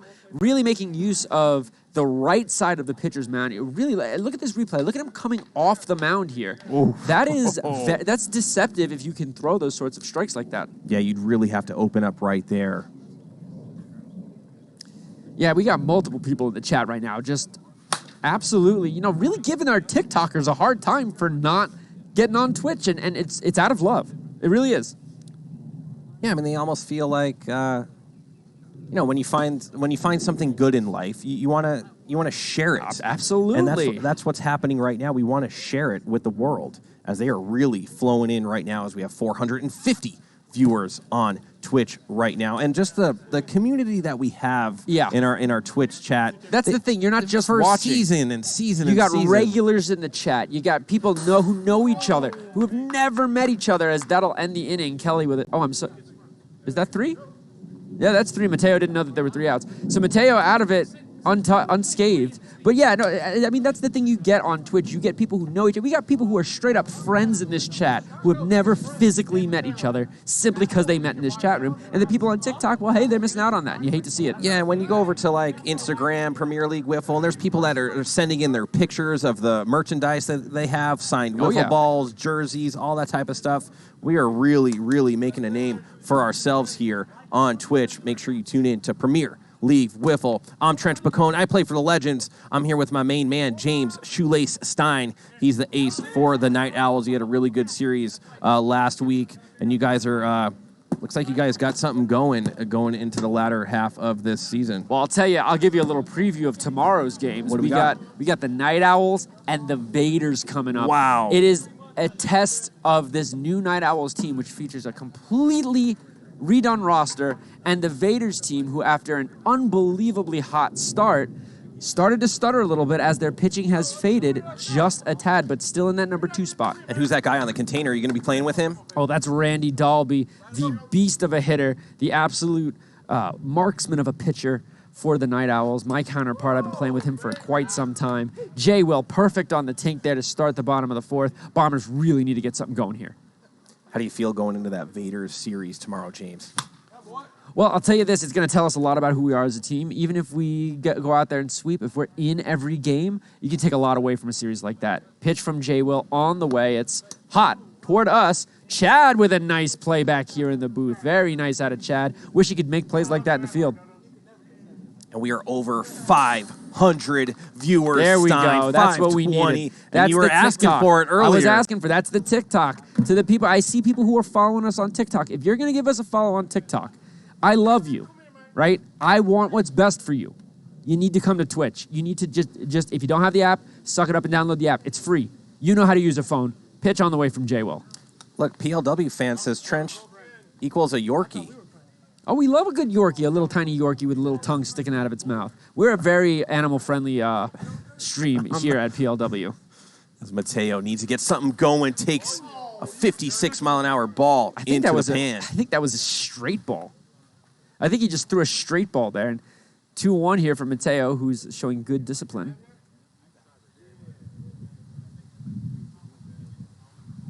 Swung on, grounded. Kelly has been absolutely lights out at third base. Oh, man. I want to give a big shout-out to Big Nasty. He's watching. Him and his girlfriend tune in now every single night. Love to see you in the chat. PLW Nation, we're going to have to start the wave here soon. You know what? I think in the 5th inning, we're going to have to start the wave. J-Dub put his accelerators on right there. I know he has that. What does he have, a Dodge Charger? That thing is loud when he leaves the parking lot.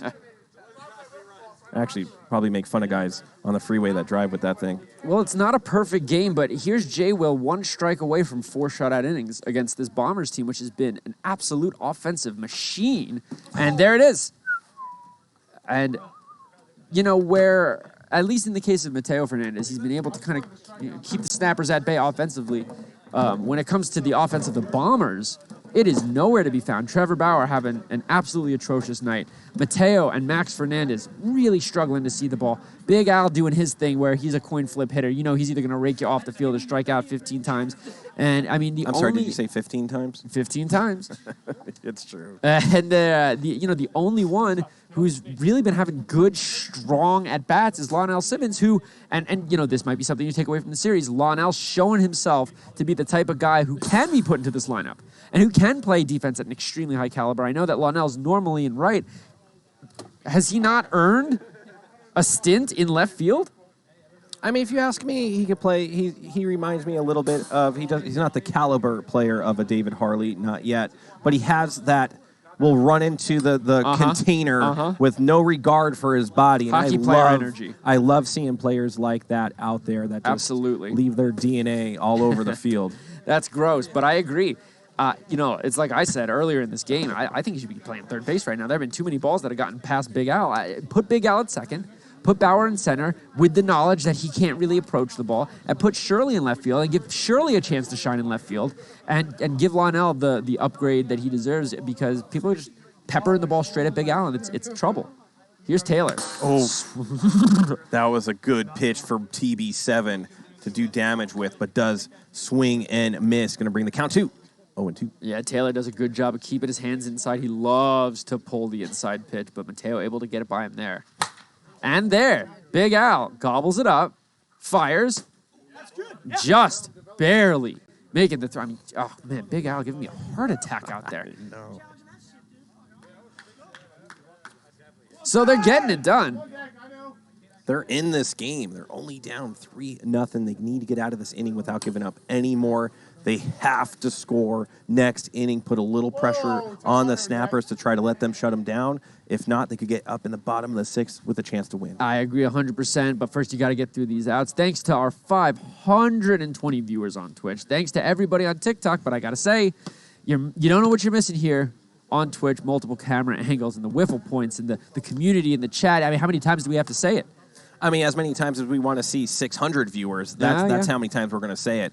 I mean, because people, as you know, in TikTok, I don't have the app, but you just kind of flipping through, right? Like looking for fun stuff. Yeah. So they might only stay there for, a minute or two. We got to catch them while the pan is hot. Yeah, I agree. And if that's what you want to do, if you're just browsing, if you're just scrolling, stay on TikTok. But if you actually want to watch and you want to get to know just what in the world is going on here, it's got to be Twitch.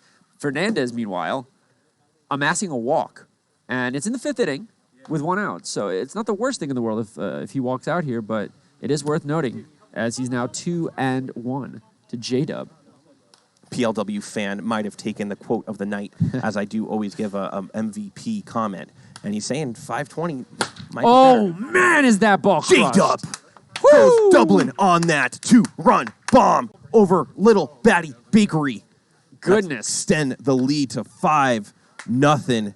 And the Bombers have been, I think that little bomb's been diffused this series. They I don't have see the little the bomb bomb squad. is nowhere to be found. This team is looking apathetic and lethargic, and they really need to do something to show a spark here because this is a tough way to lose games. Meanwhile, we've got our fans. Anonymous got a hoodie. Yeah, that's what happens. Hey, TikTok, are you listening? We just had one of our Twitch followers redeem their wiffle ball points and get a hoodie. For how much, Trench? For free. For free. Just for being a loyal viewer, just for interacting with the community, just for being you. And sometimes just being a degenerate wiffle ball points gambler. Absolutely, because, yeah, you can gamble those wiffle ball points. You can bet on who you want to win. If you've been snappers, you've been cleaning up, as the snappers are now officially covering the spread here in the 5th. Yeah, J-Dub one day will probably be a Hall of Famer.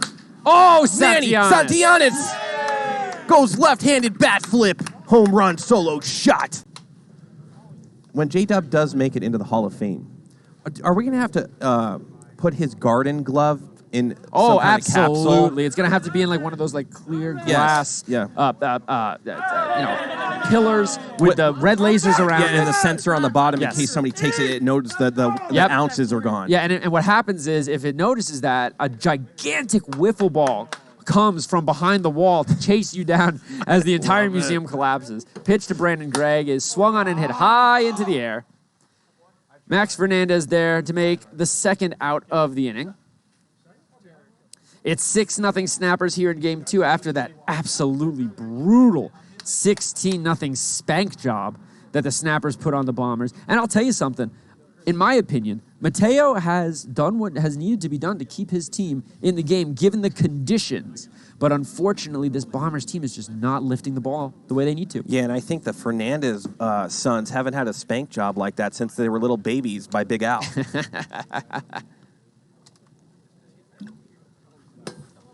Seeing some folks who betted on the Bombers just saying, give us something, give us 2 runs, give us anything.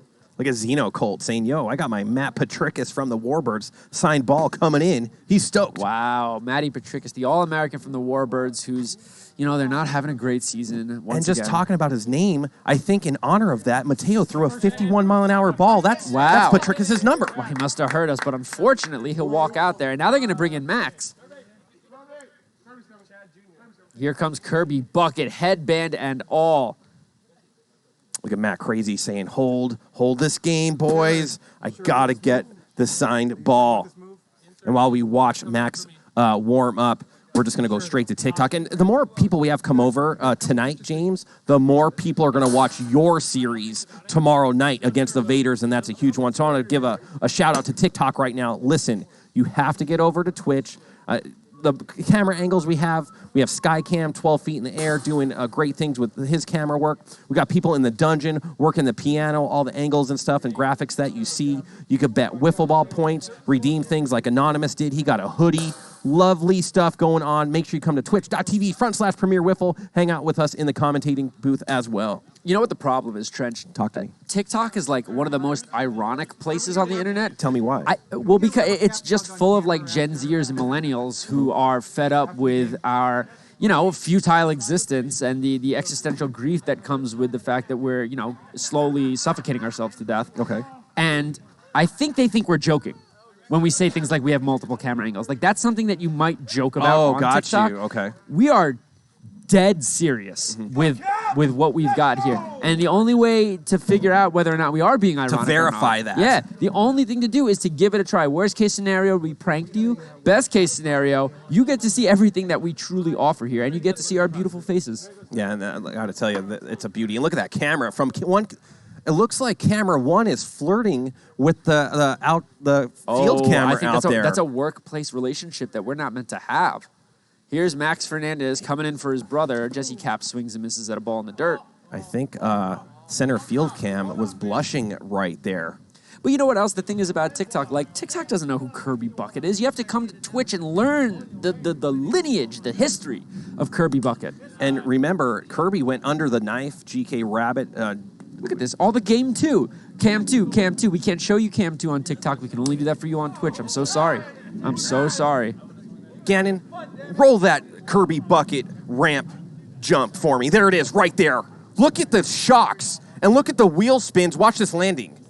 Bang. Almost a perfect landing, sped off into the distance. Look at that's what, 4 feet in the air right there, Stein. Oh, you know what it reminds me of? What? It reminds me of, like, old school Mickey Thompson. I was gonna say it reminds me of like the old school 1980s NBA dunk contests.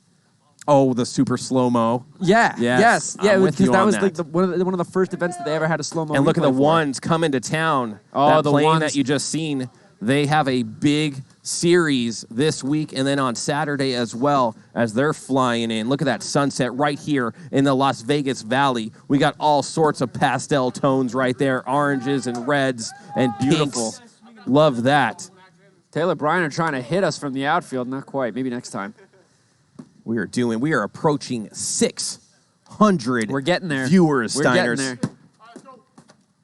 I got to tell you, there's one thing I miss about Matty Levine on the Night Owls, and it's when he's revving you up and he's like, Steiners! I just love when he did that. Yeah, it's been really hard for the Night Owls to make as many trades as we have. We've basically got a new team, but we needed to do both what was best for the franchise and what was best for the players on that franchise. And, you know, we were able to make some good, fair, equal trades with other teams as Bauer swings and misses at a ball in the dirt. And so we got a brand new Night Owls team. It'll be really interesting. And there are a lot of former Vaders on this Night Owls team, so it's personal for some of these guys tomorrow night here at Hideaway Field.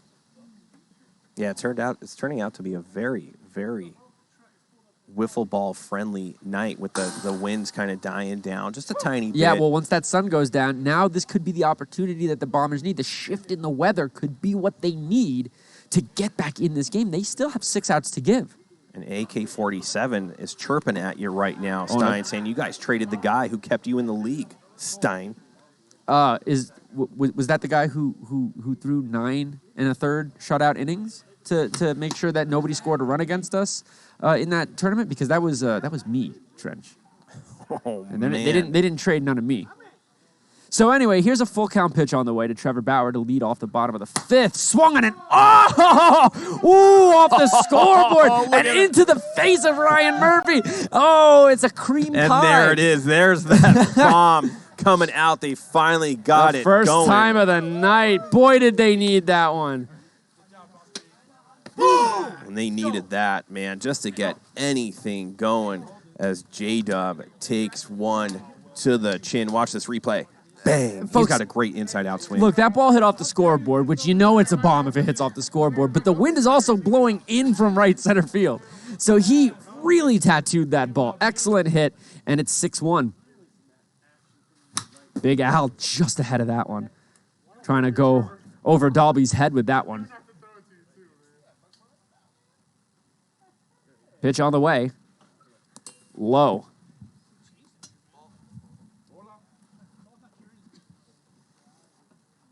AK saying that we match up well against them. He's going with the Vaders. I don't blame him, but he might get surprised as a foul tip into the zone affords Big Al another opportunity out there. You get one of those. The second time, you're out. And that's just the sort of fun and interesting wrinkle that you get when you play wiffle ball. You don't get that in baseball. You don't get the strange grounders with the squib balls pitch. Oh, it's a lob, and it misses. There was probably a time where Big Al would have swung at that. And if he does it again, he will for sure. Renejo, welcome. Haven't seen you in a minute. And they're saying that Twitch might be a little laggy. Tom Gannon, you got anything? It sounds down to there? me like they may have a not-so-great internet connection. I would know about that. I stream out of Utah, Yeah. and Utah just has poor internet connection. And, yeah, it gets blurry sometimes. It lags up sometimes. And, you either pay for better internet or you don't. So here's Lonell, a lob. Misses. Lonell really the standout player of this series for the Bombers in a week where they really haven't seen a whole lot of action.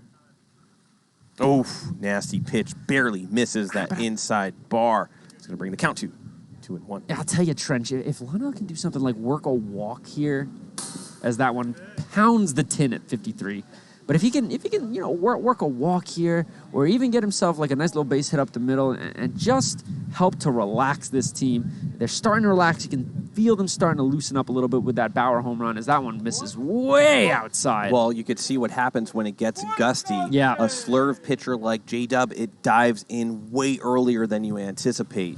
Just like that. I almost turned over the table there with that one right there. It could have been a really nice big moment for Lionel there, but along with that big crazy movement with the wind comes the big crazy movement that's going to produce a swing and a miss. Rodu, thank you for the subscription. 3 months in, you are locked into PLW Nation. Thank you so much. And don't forget, you can subscribe for free with Amazon Prime. Like, we are not out here trying to take money from people. We are out here trying to bring wiffle ball to people. It's wild. Yeah, what a great thing that Amazon Prime account can do for your Twitch account. If you're joining us and wondering why the series has been so one-sided, the big story is that Hollis and Justin and Alex Fernandez are missing from this Bombers team as J-Dub nearly hits it with the Ephus pitch.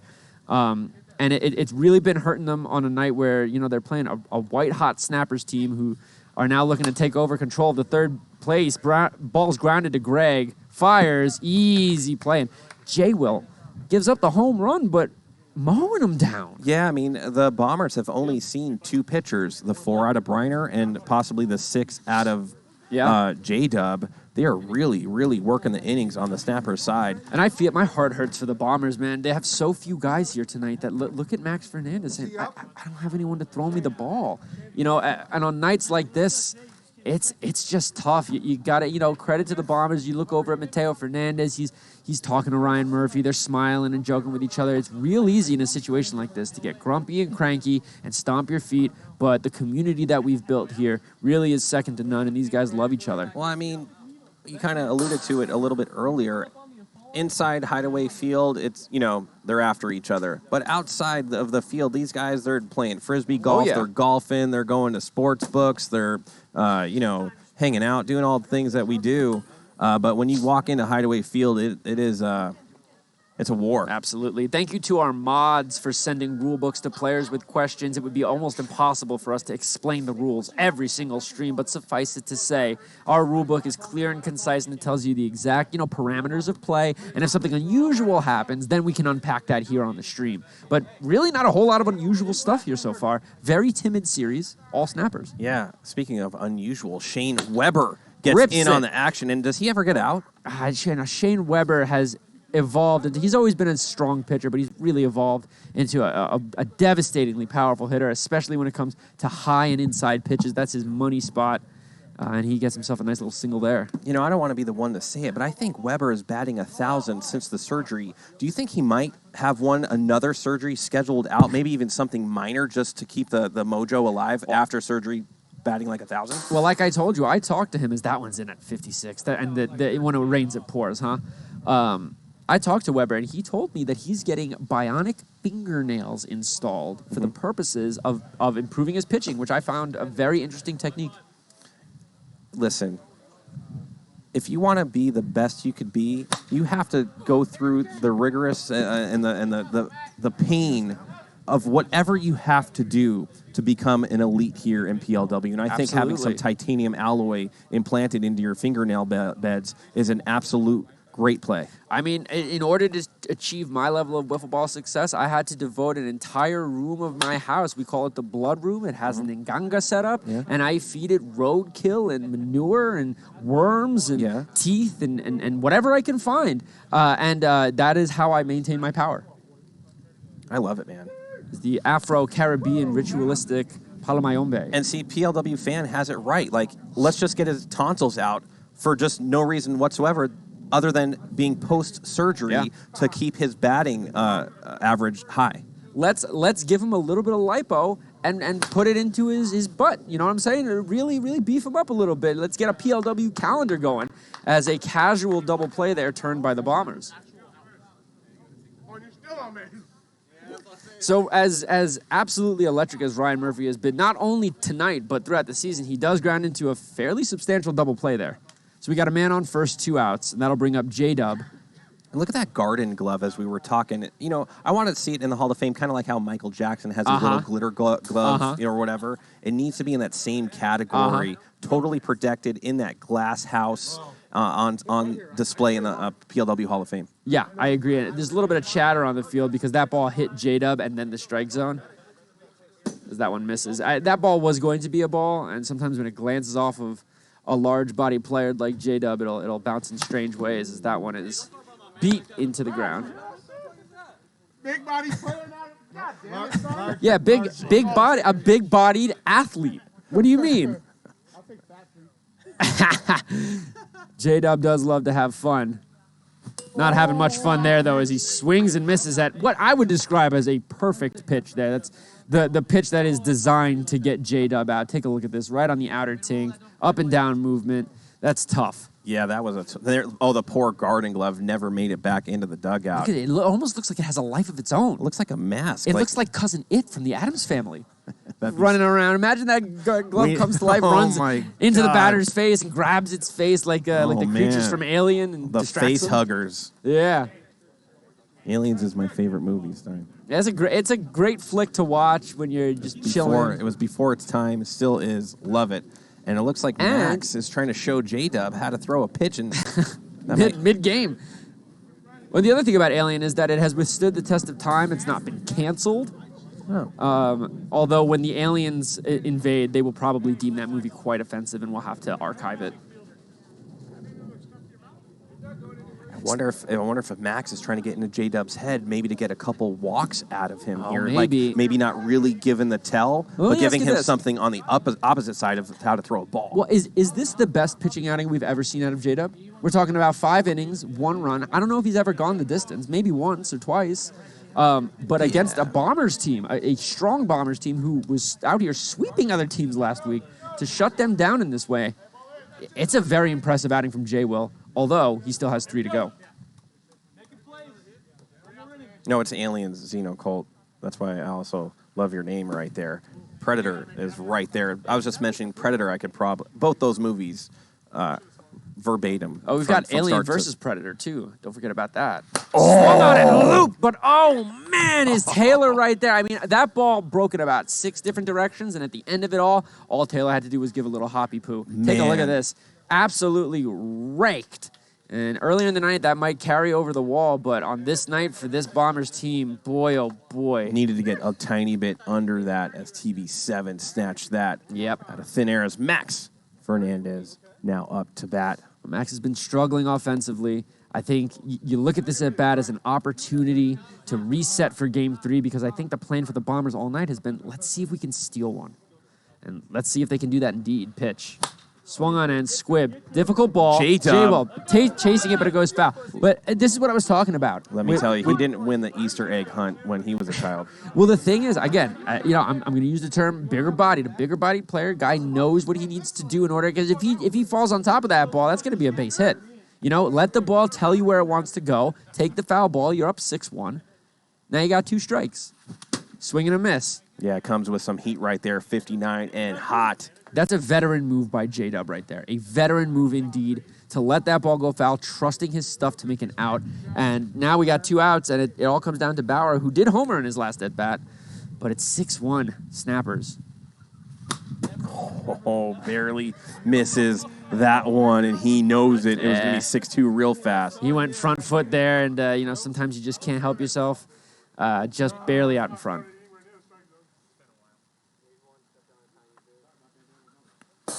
Bounces it in there. Boy, I don't want to bring it up, but right now the Snappers are outscoring the Bombers 22-1. Ouch. Swing and a miss, and that'll be the end of Game 2. What a performance by J-Dub. Really nice. Comes really, off really a Player of the Week last week. Great performance on the mound. He's hitting 2 tonight. He had that huge double in Game 1. Yeah. He had a home run here in Game 2. He's been hitting. He may get back-to-back Player of the Weeks. Wow, early call by Stein. Why not? Pitches a complete game, 1 run in there. Looks like Shane Weber is grabbing balls. He might go game number 3. We'll have to verify that. Before you guys bet your wiffle ball points for game 3, we're going to take a short 15-second break. We'll be right back.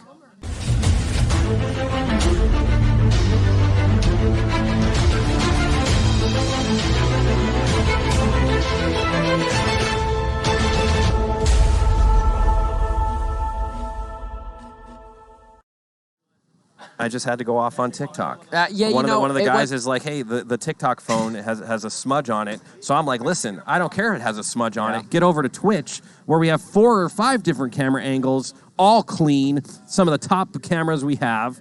Hang out with us on Twitch. We'll see you over there in a minute. Game 2, total dominance by the Snappers right there. J-Dub doing magical stuff on the mound. What do you see there? I mean, more of the same. I mean, thank God the Bombers finally got a hit and a run.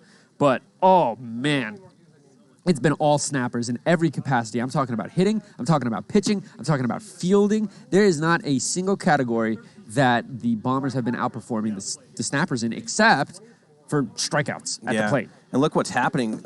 The Snappers are now 1 game away from a sweep, but they're 20-18 out of those 4 teams that were tied at 18-18. The Snappers jump on top early. They might come out of this 21-18, as it looks like Lonell Simmons will be starting for the Bombers. Yep. And TB7, who's starting for your Snappers? Brandon. And Brandon Grake will be starting for the Snappers in Game 3. This is going to be a big-time matchup. I wouldn't be surprised to see another 4.5-point spread, if maybe not even more. Yeah, boy. I mean, look, here's the thing. Now they got to deal with Brandon Gregg, who Taylor Briner has described as the ace of this team. And that's despite Taylor Briner coming off of a Cy Young season, and I believe he's finished top 3 in the Cy Young voting every single year. Man, yeah, I mean, there was a point, I remember I was talking to Tanik, where Briner had like 85 strikeouts to 2 walks or something like that. He was dealing for a long, long time. Of course, he broke his hand. Did he win Cy Young in season 2? Have to confirm with Tom Gannon right there, or somebody that knows. You could ask him. He's right there. And look, we're getting some people saying, I'm over here because of the TikTok smudge. Yeah, good. You know what? I like it. Says about the Bombers? I'm sorry, Big Al, what? Stein says about the Bombers, we're still doing hell better than the Owls. Yeah, so Big Al must not have looked at the standings recently, because if they lose this game, they're going to be about 2 or 3 games away from us, and if they lose some games to the ones at the end of this week, they may be below us in the standings. Oh, man. So, but Big Al, a good sport. And you know, I will just pause as we get ready for this 3rd game. I'll pause to say this: incredible sportsmanship shown by both of these teams. You know, I was talking to Jesse Capps, and I was like, "Man, you guys have been white hot recently." And he looked at me and he said, "You know, we love to take the wins, but we recognize that we've been getting teams when they don't have their full roster and they're not on their best nights. And case in point, right here, what do we not see? We don't even see Manny getting loud. Just being respectful of each other. And again, it comes down to that community. You know, when you're beating up on another team like that, you got to remember these are the guys in your league, right? You don't want to make enemies. Yeah, absolutely not. And you know, at the end of the day, like you said, we're all buddies, and when you have a team that's kind of not at full strength, you're going to give all heart as best you can. The Legends kind of in my squad had that against the Cajuns a couple weeks ago. Yep. And we put together a decent series, but just couldn't pull it out. We couldn't even score a run. And then we ran into the Bombers, and we put up one of the best PLW series that a lot of people have seen. Yep. Yeah, that was an interesting, back and forth there. We got, I believe it was One Huge Beach subscribing. Thank you so much, One Huge Beach. We love the beach. We don't have it here in Vegas, but what we do have is Hideaway Field and the start of Game 3. First pitch to Briner. Way over his head. And the goal here is Lonell find a way to get through 1 inning so that we can go to Max or Mateo and have the 2 of them finish this 3rd game off. Yeah, you don't want to throw a strike to Taylor because that, if he makes contact, will go out of the yard. Yeah. And what's the line right now? I think it might be 4.5 again. Here's the pitch. Off! Oh, wow. That died out there, huh, Stein? Looked like 1 to me. Yeah, that looked like a single. I mean, that ball was punished. So now, okay, I'm prepared to say that the wind has officially shifted. Yeah. It's blowing in straight up and down. I mean, we saw something similar Mateo Fernandez in the 6th inning of Game 2 ripped one that Taylor was able to catch. It just went right to him. Probably should have been a home run. So now we have a full-blown wind shift here for Game 3, and that could work in the Bombers' favor, as this one's grounded foul. Right now the Snappers minus 5.5 and 150,000 points coming in on that. I see some value bets. Yeah, there's some value bets coming in as they jump over 100,000 wiffle ball points on the Bombers. It's hard not to take basically 6 runs right there, Stein. Yeah, I mean, wow. Pitch on the way. Way up. Thank you to everybody joining from TikTok. If you're still on TikTok and you're thinking, I don't need to go to Twitch, they're lying about the cameras and the giveaways and the wiffle points. We're not. And everyone who comes here stays. Cody Runnels put 20K on the Bombers, Wow. plus 5.5. I Huge like that bet. Got a good value probably early as Oh, Ryan Murphy. But hey, listen, what did I say? That's gone 45 minutes ago. And this situation could work out for the Bombers in a big way. Think about it. If they could just stay in the game and all of a sudden they squeak 1 or 2 by and they win 2-1. If you could get no runs and Lonell Simmons is pitching in inning number 1, that is a humongous victory. Absolutely. And then you put the ball in Mateo and Max's hands and just hope for the best. Anyway, here's J-Dub with that Garden Glove. You know Lonell, he just wants give me a ground ball is what he's saying. And the wiffle ball points evened out. The Bombers actually, look at that. Wow, Stein. 209 to 209. And now the Bombers have overtaken the Snappers. Wow. Rad man, thank you for the Amazon Prime subscription. Love that. Thank you, Radman. Love that. And I love seeing all the first-time commenters. We're not going to be able to get to all of your comments, but we really appreciate you all getting here and trusting us and joining us and hanging out with us on this night as Lonell's going to walk J-Dub there. Lonell's got to be careful going against Manny Santillanes right here. There's 1 out, 2 runners on. He has to be careful. Manny has a big bat liable to put one over the container. Well, and not just that, but this is the type of pitching that Manny really feasts on. Kind of newer, less experienced, missing up, missing in. That one a little too up, man. He's praying for something even close to take a swing on. I think he's thinking, just give me something to swing at. And that can sometimes give you a squib double play, but it can also give you a 3-run lead. And there's the 3-run lead. Right to Dalby, who snatches it out of thin air. Beautiful play by Dalby. Oh, but he throws it back. Clearly, Dalby, a Bombers fan. Yeah, we were just mentioning the feasting, and he's going to say, let's eat right here. Look at that. He's high-stepping in there. A 3-run bomb by Manny Santillanes says, let's eat, and look at this placement of the ball. Gone. Yeah, I mean, that was just kind of like a get-me-over. He threw a couple of balls. He's really trying not to walk out, but unfortunately, Santillanes did not miss that one. And if you're a Bombers bettor right now, it is looking ugly early. Grim, to say the least. That ball was crushed. Not every ball's going to get out, but that one's out on any night. Like I was saying, he was just hoping that something would come in over the pan, and that's what he would do right there. Shovel D, welcome, first-time chat. Love seeing you here. And like we said earlier... Oh, there's Greg, and that's going to be a triple off the wall. They got to get rid of Who won the last right game? now. It was, it's been Snappers all the way. They won game 1 16-1, and then they won game 2 16-0, and then won game 2 6-1, outscoring the Bombers currently by an unbelievable margin of 25-1. It's amazing. Not amazing, but when you're missing just 2 people, which of course are their core people, Alex and Hollis, the disparity that could happen on offense, on pitching is enormous. Well, and so, like, you know, obviously you're missing a very dangerous bat with Hollis. Obviously you're missing a strong... And with Alex, he put together a and on his birthday week, he's raking everybody. So you're missing Hollis' huge bat. You're missing, I mean, you know, Lonell and Shirley...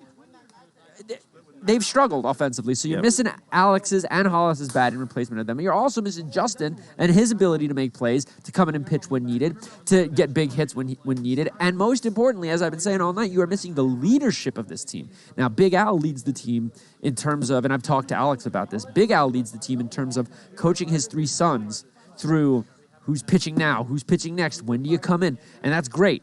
But in terms of centering the chakras of this Bomber squad, that is all Alex Fernandez, and it has never been more apparent than it is here in this series. I haven't seen Buck Burner all night. Where did he come from? Buck Burner was actually in Cabo. No, I mean, but like tonight. No, he was in Cabo, and Tannick sent the jet to come get him. You saw it dropped off the ones, then it came and got Burner. Because Burner brought Burner over. We were down at Ump, and so old Buckaroo. Well, now he's on Kirby duty, as you can see there, carrying Kirby off the field. Yeah, sometimes Kirby gets tired. You know, he's doing a lot of wheelies and spin outs. So Mateo Fernandez, through this absolutely a devastating beatdown, has certainly been the most effective pitcher against this dangerous Snappers lineup. So he'll come in here and he'll try and get his team up. That one's ripped. Bauer off his chest. Fields fires, gets the out. Nice play there from Bauer. Look at the defensive lineup right there. Yep. Something similar to what we were talking about, especially what you thought would be a better defensive arrangement. I still think it should be Lonell. But Big Al made one too many miscues there, and to his credit, he shouldn't have to make those plays. That's not necessarily his job on this team, and he was able to get his body out in front. He made a couple of plays, but when you got your second string third baseman, as Jesse Capps swings deep into the night sky, Jesse Capps getting involved, and when Jesse Capps gets involved, that's when the Snappers are really beating teams up. It looks like Mateo kind of threw a floater in there, and Jesse Capps has an eye for pitches right there, and that was a moonshot. Let me tell you something. Never at any point should you treat any batter like they are anything other than the best batter in the league, because anyone will take you deep in this game. Take a look at this pitch. It's just up.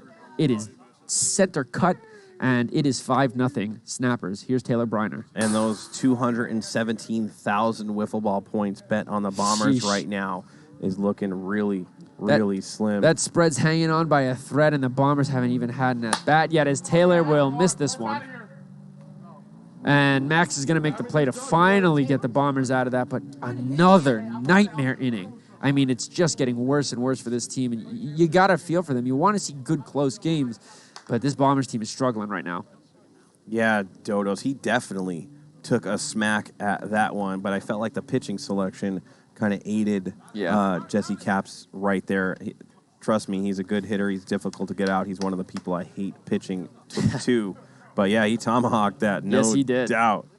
So taking the mound is Brandon Gregg, who, as I said earlier in this stream, has been described by Taylor Briner as the ace of the team. And I'll tell you this, I first saw Brandon Gregg pitch in week 1 of this series.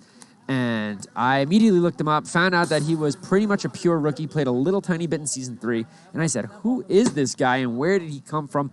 I'll tell you what, Brandon Gregg is really the key to this team winning series. Right? Taylor Briner will get you wins, no problem. Shane Weber, when healthy, will get you wins, no problem. Ryan Murphy, tremendous rookie. But Brandon Gregg and his ability to pitch is something that has really propelled the Snappers in their recent hot streak. Yeah, I think he's the nastiest pitcher on the Snappers as well. He has the biggest arsenal, I believe, and he's a lefty. Yes. And that in itself is a big advantage for him on the bump, and we'll see how he fares against the Bombers right here. Kelsey, first-time chatter, thank you so much for tuning in. Don't forget, you get a free subscription if you're an Amazon Prime holder. Why not make it Twitch, or PLW on Twitch. Also TikTok, I see you over there. Let's get you guys over to Twitch. We got tomorrow night here on top of this right here.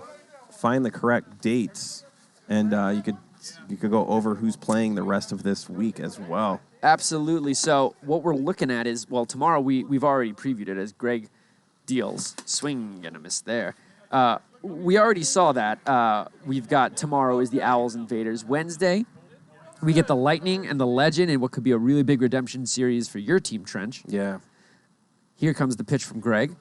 Swung and fouled back. After that, we get the Ones at the Warbirds, which, I'm probably predicting a sweep there. And then we've got the Sand Vipers at the Cajuns in big a one. Huge matchup. Especially with the Snappers with a possible sweep here. Yep. Huge. And then if the Legends on Wednesday could produce a series win against the Lightning, it's going to put a little bit more pressure on swung and driven, but the Sand Vipers and Cajuns, who are both sitting at 18-18 on Friday night. Can't wait for that matchup. It's like I said in Game 1, this is the biggest week of the year thus far. The trade deadline ends on Friday.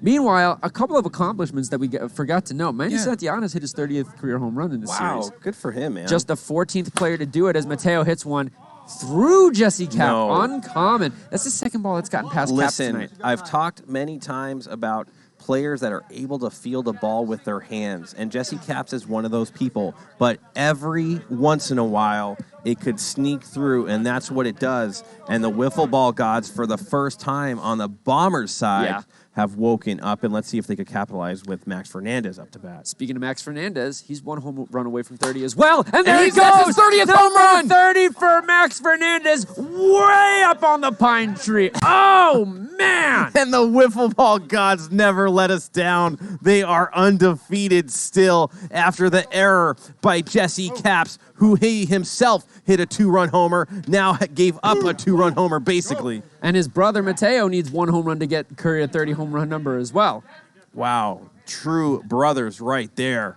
As Trevor Bauer makes his way into the box as they cut into that snapper lead. And if you're getting 5.5, you're super stoked about that. Yeah, you got to feel good about that one. Other notable accomplishments, I believe it happened. J-Dub hit his 100th RBI as Bauer swings and misses there. And Fernandez, is that his first hit of the night?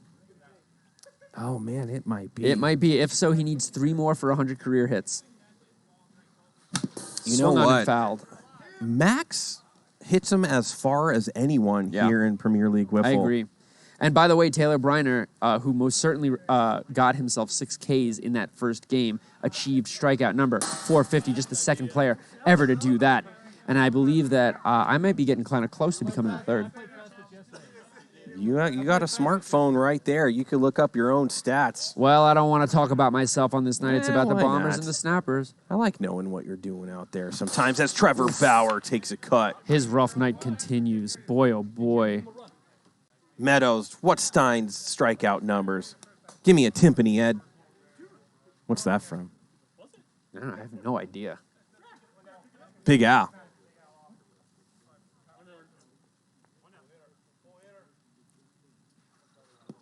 Pitch is low. I think Big Al's close to 400 strikeouts. Got an award for it? Yeah. I get in that booth. I'm sitting at 443 strikeouts currently. Yeah, you're probably going to eclipse that come tomorrow night. Well, if I do, it'll mean something went right, as that one is swung on and missed by Big Al. So, listen. By no means are the Bombers out of this game. Yeah, they got tagged up in that first inning, but Lonell gave up that 3-run home run. Yep. And, if Max and Fernandez Max Mateo can combine here to finish this inning off, they could walk away with a win here in this last game if that one bounces in. How special would it be if Mateo could hit his 30th two in the same series? In the same game. Or in the same game, yeah. And again, the good news for the Bombers is that, was this a test of their team's endurance? Yes. Are they struggling with that test right now as Big Al strikes out? Absolutely. They're struggling. But they get a second series this week, and it's against the ones. And if they come out there and take 2 or 3 from the ones, that is going to completely turn around the devastating smackdown that they've seen laid upon them today. So, if you're Alex Fernandez, you got to be just chomping at the bit to get out there. Oh, my God. That's a nasty, nasty pitch by Brandon Gregg. It dives that last 6 feet from 6 feet to pan. Good late break on that pitch, and I think a more experienced hitter knows to try and open up on that one and hit it over the tall Tannic sign. But for a guy with limited at-bats, it's a very difficult pitch to hit. You don't get to see it that often, especially not from a lefty.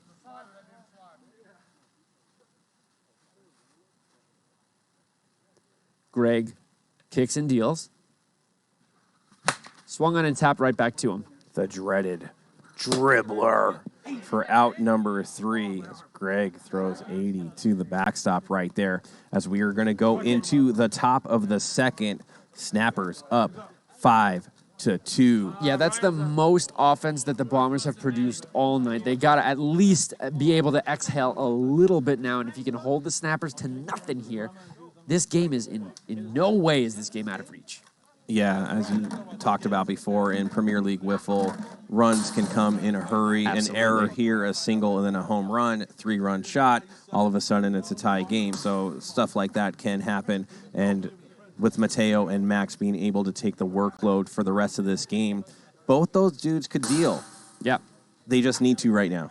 Well, and this is kind of where the whole 4-inning, 10-run rule situation comes into the benefit of the Bombers, because between the two of them, Max and Mateo, can indeed finish this game off. Yeah. I'm so excited about all these matchups tonight. It's just so much fun to be a part of Premier League Wiffle here at Hideaway Field in Las Vegas. When it's coming, it's like crunch week this week. It's big time matchups. A lot of movement's going to happen. It's going to really, decide some of these teams that are making playoff pushes. Some teams just might kind of hang around that 3, 4, or 5 spot. And then, man, remember the Snappers were down there with the Lightning and the Warbirds not too long ago, and now they're looking at a 21-18 record getting into the playoffs. And, man, I would not want to face them, especially with a healthy Taylor Briner and a possible healthy Shane Weber come playoff time as well. Oh, yeah, that would be a very dangerous team, and it would be reminiscent of the team that we've seen him make an appearance in the finals 3 straight times. Here's Ryan Murphy, swung on and laced.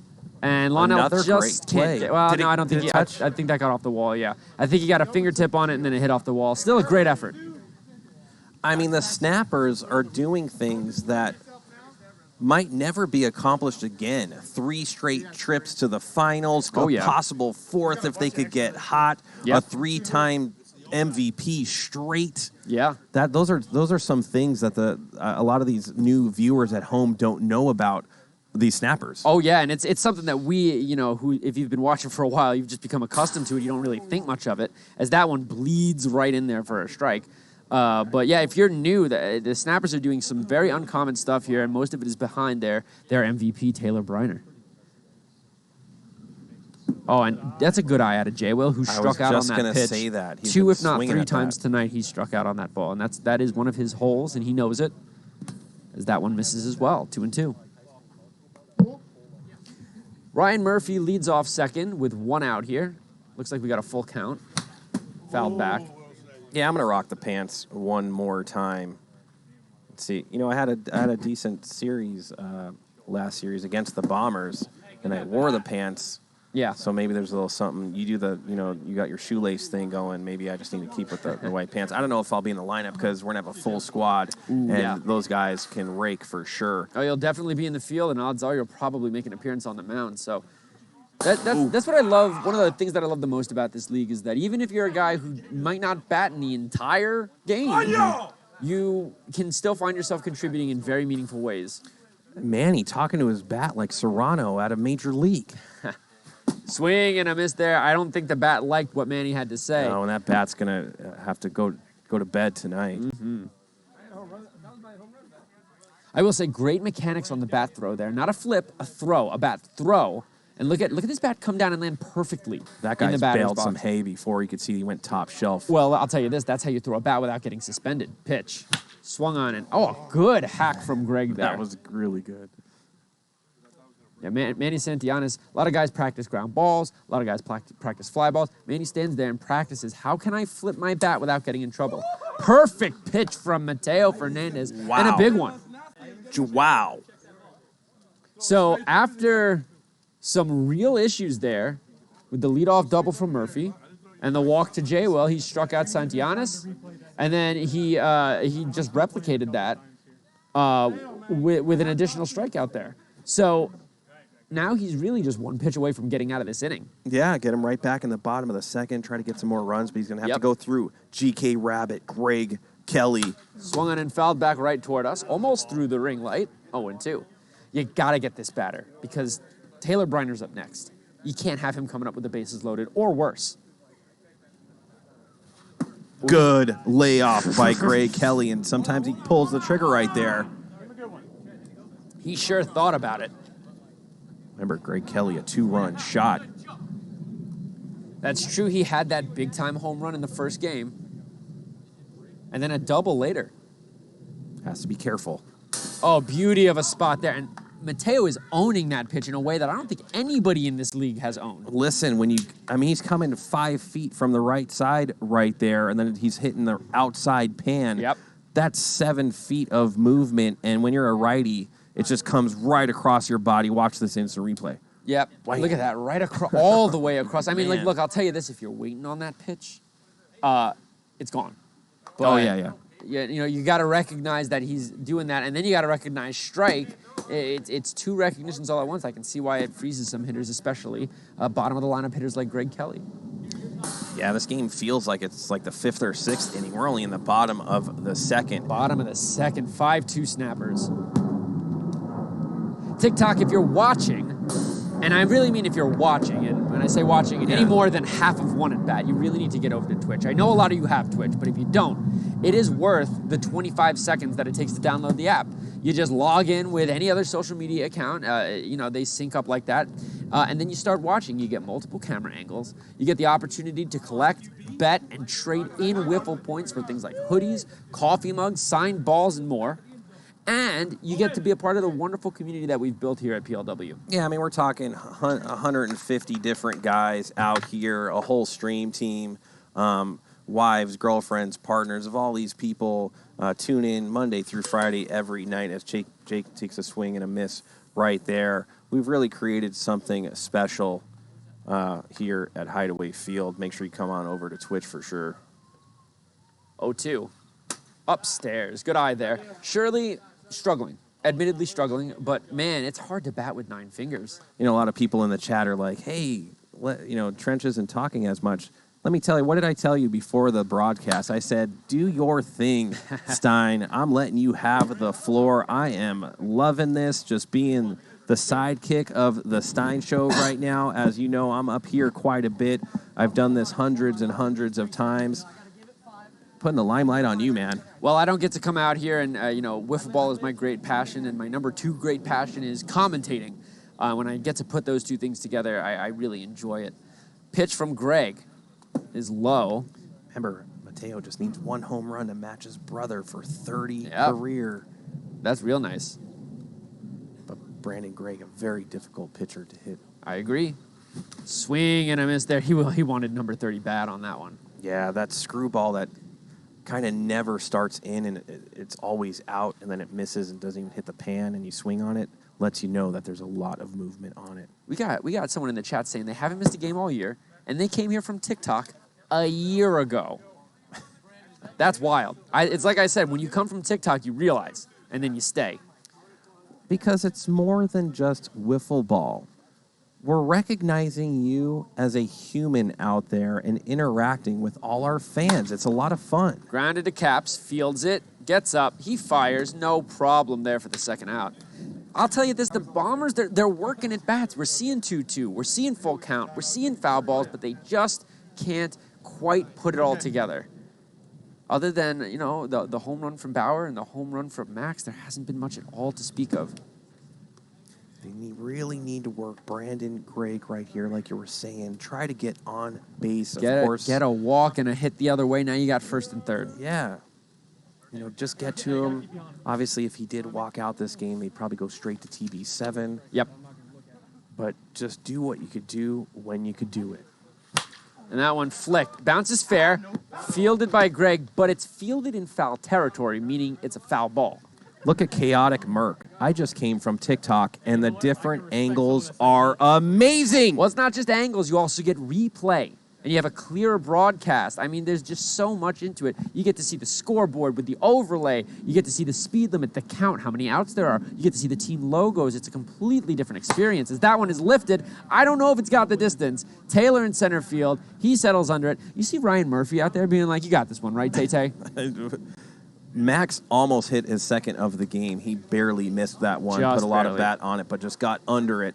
But the Snappers do what they need to do as we're going to go in the top of the third as Chase Wicked, first-time chat, saying the same thing. They just repeat what we're saying. Yep. It's 10 times, 100 times, 1,000 times better.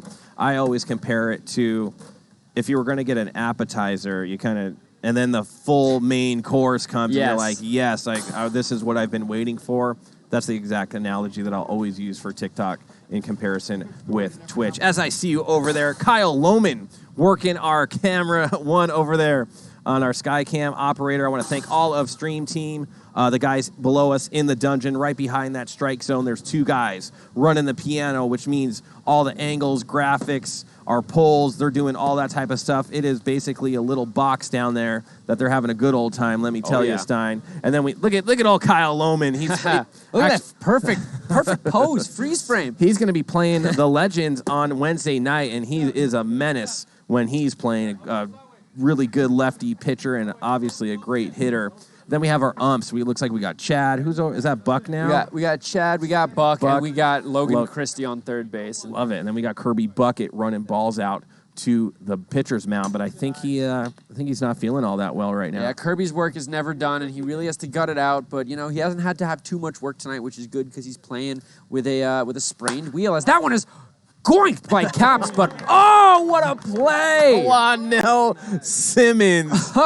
Sizzling out there. Lonell's showing this team, hey, I deserve to play too, fellas. I deserve to play too. That ball, that's the hardest hit ball I've ever seen Jesse Caps hit by a wide margin. You know what I saw right there? Grounded to Trevor by Taylor, picks it up, fires, and just gets it. That's the difference possibly between Big Al and Trevor Bauer. Yes, I agree. The one camera angle that I loved right there was Kyle Lohman going to Buck right there working. Do you know that's the difference between Chad working the timer and Buck? Did you see how Buck was totally immersed in the game and Chad is ordering a Chick-fil-A from Uber Eats? That's the difference between quality right there.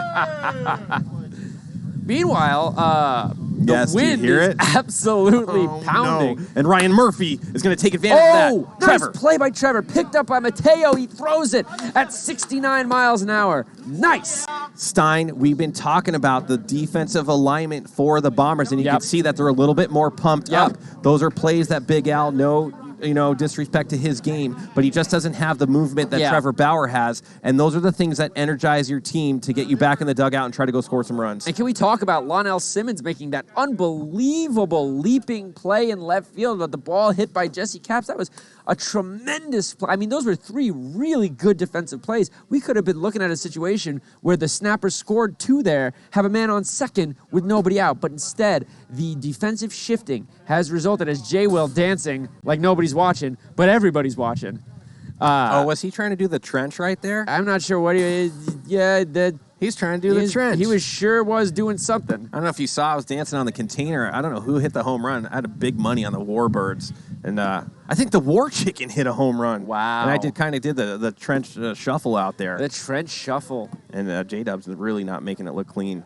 Yeah, it's, here's the deal. You can either dance or you can throw, a 6-inning gem. And J-Dub, he got that tonight. If he worked at like some hustler club, a roll of nickels you're bringing there at best. Yeah. Yeah, I'm not going to go into the back room with J-Dub. And here is Trevor Bauer. Well, Bauer with a home run late in game 2. Other than that, very quiet. Let's see if he can get something going. But he swings and misses at a ball in the dirt.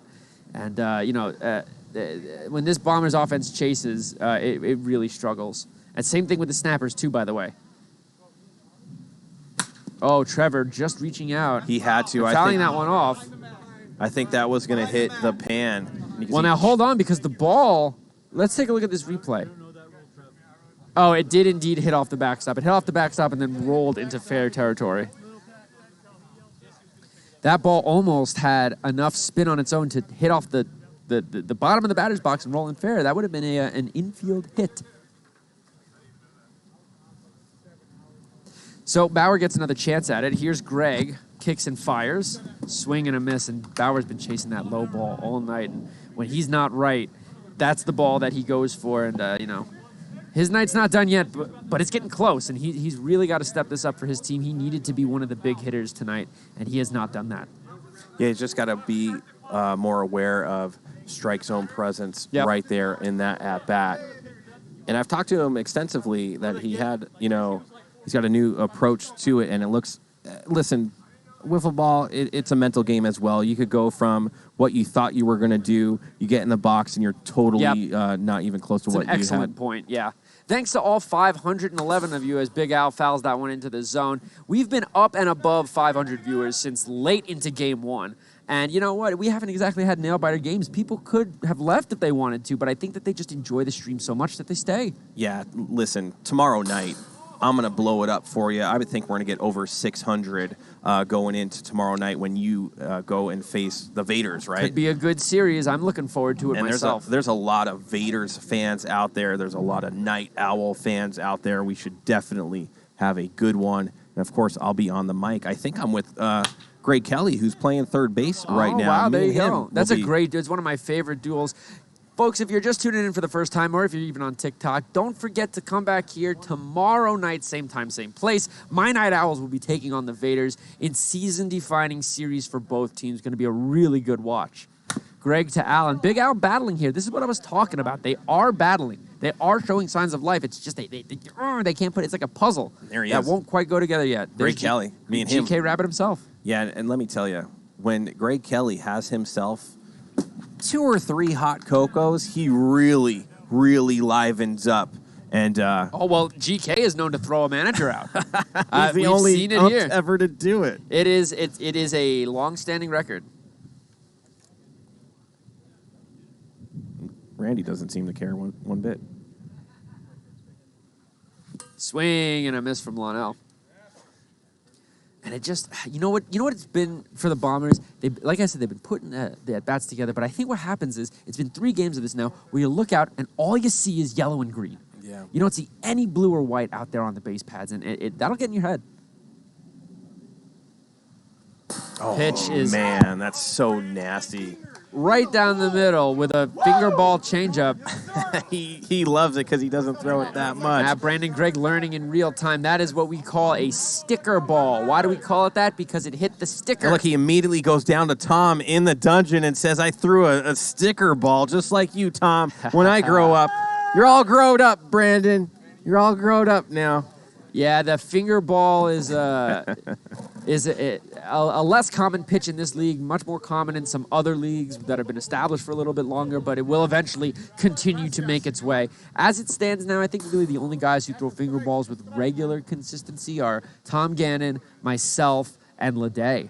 And I don't know if there's anyone else who does it regularly. I'm trying to think right now, and Brandon Mayo. Brandon Mayo will do it, but he doesn't do it as a changeup. He does it as its own pitch. As Mateo going to be on the bump for the top of the 4th inning. And I believe this is his last inning. Yeah, and it's, listen, they are still in this game. They have to throw a donut right now to Garden Glove. Listen, after that first inning, they had a really good second and third. They need to keep that going. And by the way, for the folks who are like, what do you mean this is his last inning? Well, the rule here is that for every series you play, a given player is only allowed to pitch, or rather appear in, 9 innings. And that forces parity, it forces rotation depth, and it's one of the interesting wrinkles here in PLW as Mateo just tips the zone 1 and 2. No finger ball for me. I just have the little vegan vaporizer out there, and if it's working, it's working. If not, it's an early out for old Trenchy. Oh my goodness, right down the spankle with that one. Don't know what J-Dub was looking for, but he got, let's take a look at this pitch again. Woof. Yikes.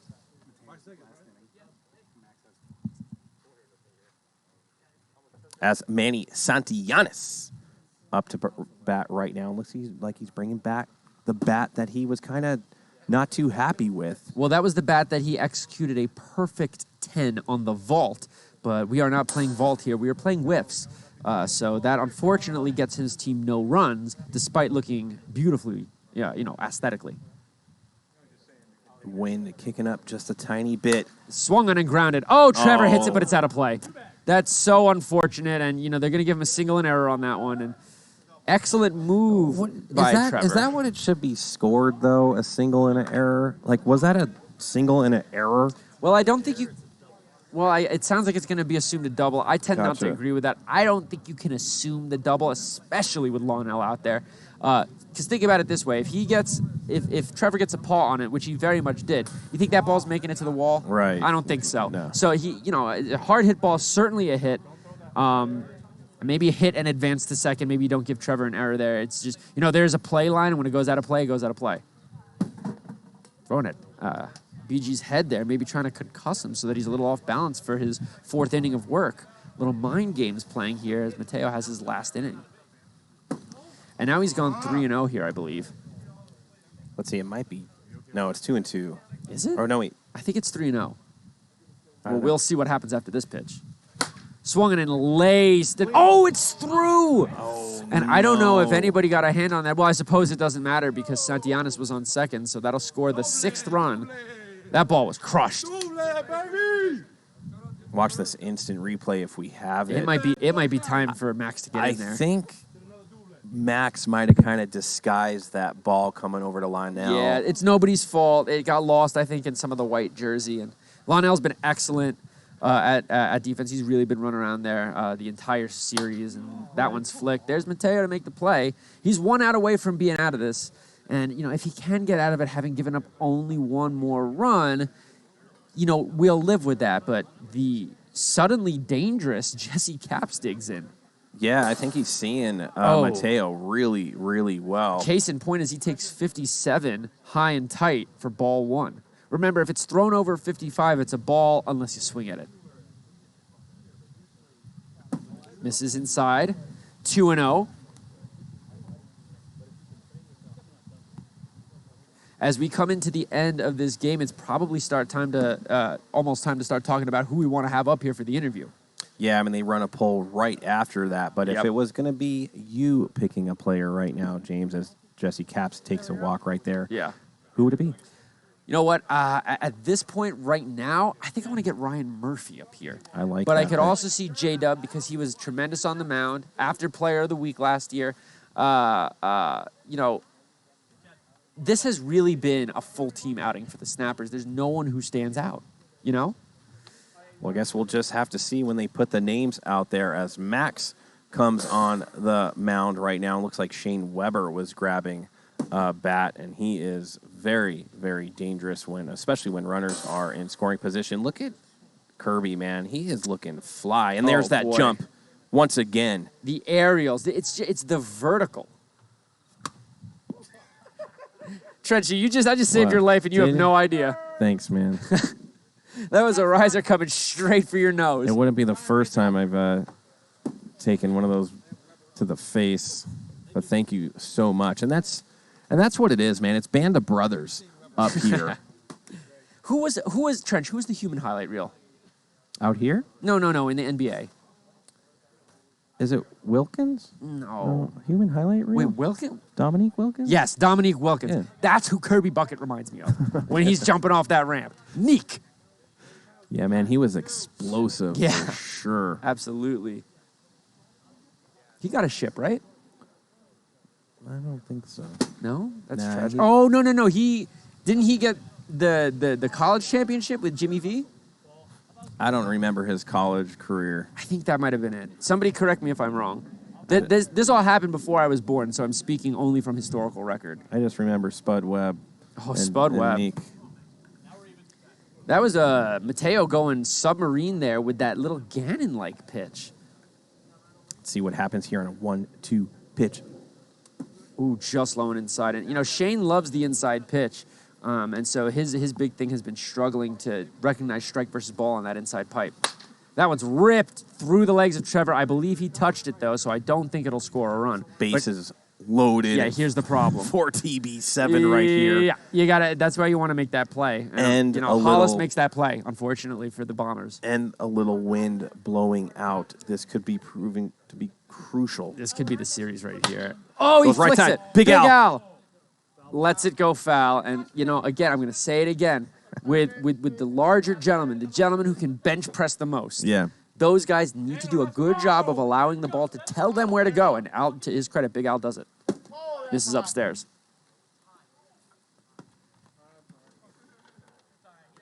1-2 count to TB7.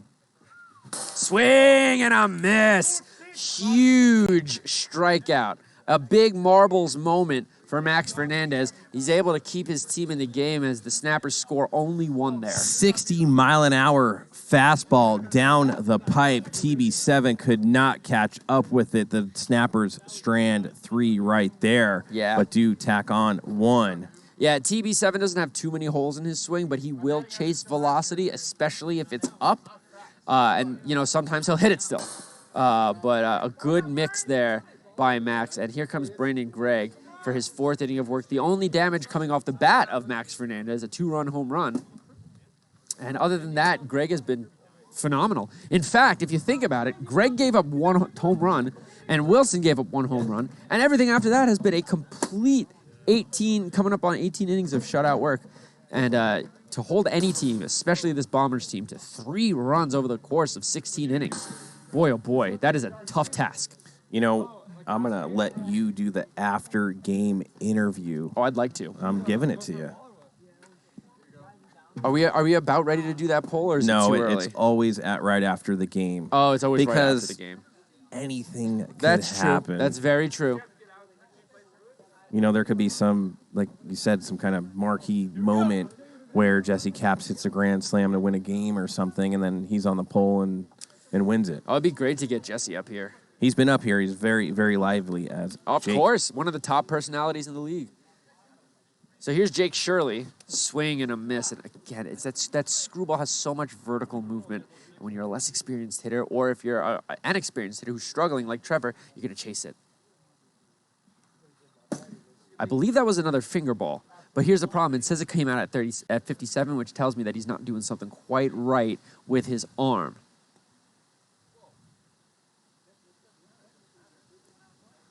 Pitch is well low and inside, 2-2. Brandon Gregg really developing into a really nice pitcher. Yeah, the one thing I think he struggles with is when he overanalyzes each pitch just a tiny bit, and he tries to hit marks a little too much. Swing and I think that was a foul tip. Yeah, I think sometimes he just has to go for certain areas rather than pinpoint. Yeah, well, and that'll be a pitcher's poison, especially if you don't have that kind of control just yet.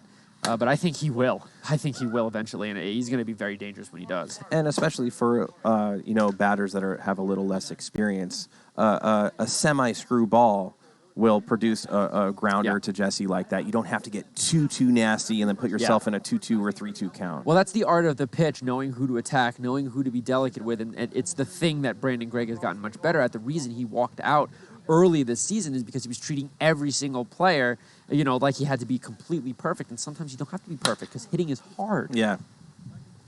And just how we were talking about earlier, you might have had a game plan or the mentality of what you want to do going in on the box hitting, the same thing on the pitching mound. Absolutely. And, you're a pitcher. Every once in a while I'm on the bump as well. And if I do something like give up a home run or a hit or a walk or whatever, you question, why did I decide to pitch that pitch? Right. I could have pitched anything else right there.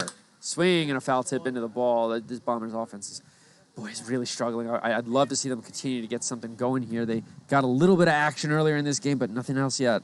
Yeah, I've talked about it, many times in prior broadcasts where sometimes certain teams just match up well with other teams and certain teams don't match up well. And the Bombers might not match up very well with the Snappers' pitching style. Yep, that's a really good point. And it's something that, especially for we forget that Mateo and Max are still new players. They haven't been around that long. As that one is lifted, foul, and out of play. They're going to go through struggles like this, and it's especially likely to happen on nights like this where they don't have their older brother and Hollis to back them up offensively. And when it falls on you like that, sometimes that pressure, you can feel it, and it affects things. Yeah, remember last week, Hollis, when he was playing the Legends, we had our helicopter pick him up for that third game. Yeah. He came in, played 3 innings, and he won it in that 16-13 game. Yes, he did, with a double. With a walk-off double. And that's the kind of experience and leadership you need on a squad to produce. Oh, that's lifted, but I think he just got under it. I don't know if it's getting out. It's not. There's Murphy to catch it right in front of the Tarantino sign. What a shame. Yeah, that would have been nice to have him get his 30th home run behind his brother, but the winds died down just a tiny bit. Couldn't get what he needed as Max Fernandez now here in the bottom of the 4th, trailing by 4 with 2 outs. Yeah, I would say if that had happened indoors, it would have been the exact same play. I don't think he quite got enough of it to be a home run. But, at that, when you do that, you got to just hope and pray for a little help from the wind, You're trying to elevate. And it's disappointing when it doesn't work out. lot of That one spin. is squibbed. It's going to come foul.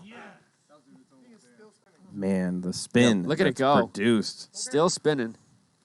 And as is tradition, you must let that ball stop on its own. Otherwise, you think the Bombers are struggling now. You stop that ball mid-spin, the whiff gods will strike you down as that one misses low. Remember, a lot of these fans at home are sweating this spread.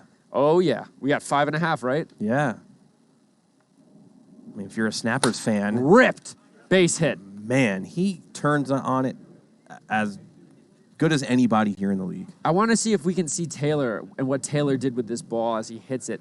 Taylor stood perfectly still and said, either that ball's going to come straight into my hands or it's going to fall right in front of me. Such a good, smart veteran move. If you dive for that ball, it is 100% getting past you, and it's a double.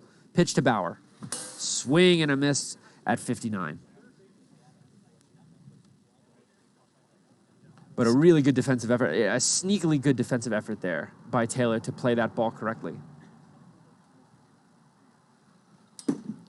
It tinks the corner, but it's well over the speed limit. 65. I don't know about that, but it was definitely hot. Watch out for that finger pop ball right here to try to get Trev In the swinging dirt? early. Oh, and there it is, in the dirt. But Trevor's able to get just a piece of it, so he'll continue to battle here. A lot of battling by this Bombers team, as I've already said before, but just not able to fully put it together yet. And that one smoked for a base hit right back to Briner. Back-to-back singles to him. And now the Bombers finally have a little something going. Okay, and Big Al in a position. Boy, what a moment for him. Right, we've talked about it before. A walk or a couple singles, you got a couple runners on, and then bang, home run 6-5. Yep. But let's see what Big Al could do as we have Izzy in the first time chat. Welcome to PLW Nation. Thank you for coming on over. You are locked in to this community now. Misses. Good take there by Big Al, who's been swinging at that ball this evening.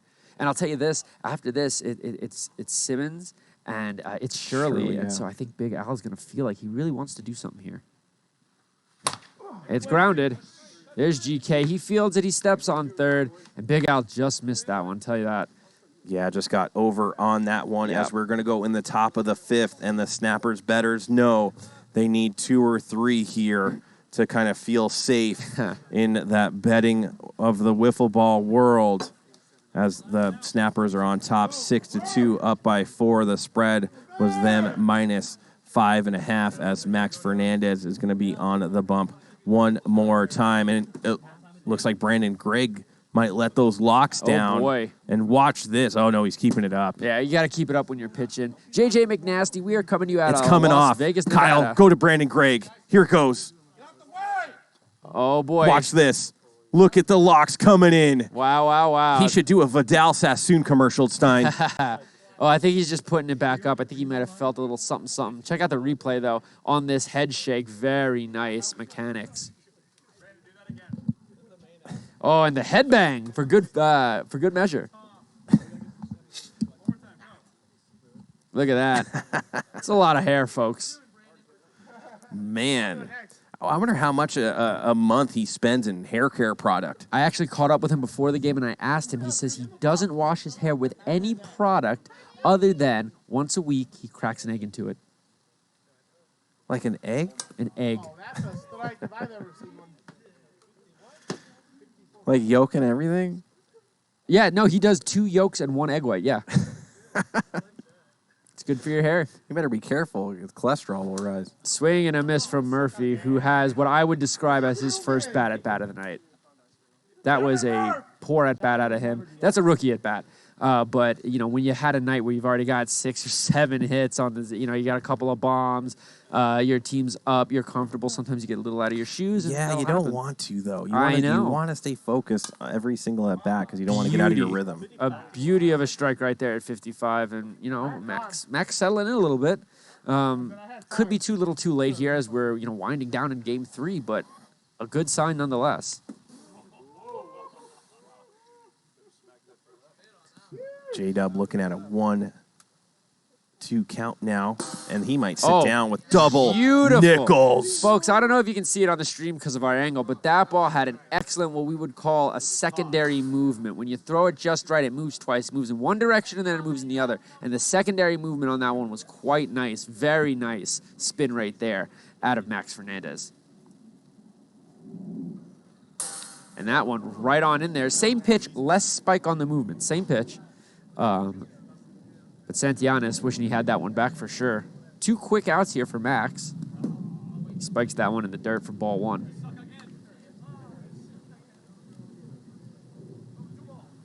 Swing and a miss from Santillanes. So Max Fernandez doing a good job of, just kind of keeping his team. As far as I'm concerned, if you can tie the game with a grand slam, you're in the game. Oh, for sure. I mean, we're going to go into the bottom of the 5th. Got to get a couple right here. Give your team a chance as the hair is down. Almost looks like the Undertaker out there for WWE. Wow. Rest Remember in that? peace. Yeah, absolutely. I always loved watching that when I was a kid. All right, now he's in the Hall of Fame, and he's bald. Is he?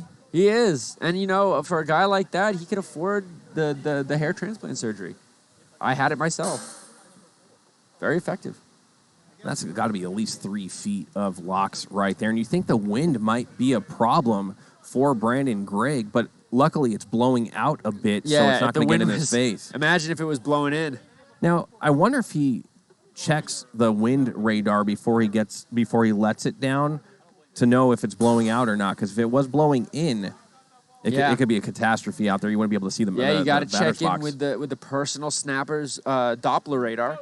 And they did not give him the okay through the first 2 games, and apparently they've given it to him here in the last one to let that hair down. Let's see if it affects his pitching. We got Lonell Simmons, then we got Jake Shirley, and then we got the top of the lineup for the Bombers. And this is it, Trench. This is it. This is what we were talking about with the bottom 2 hitters of this Bombers lineup. We need to see something out of them. This is probably their last at-bats of the game, unless, barring a big comeback from the Bombers. So you want to see something out of them.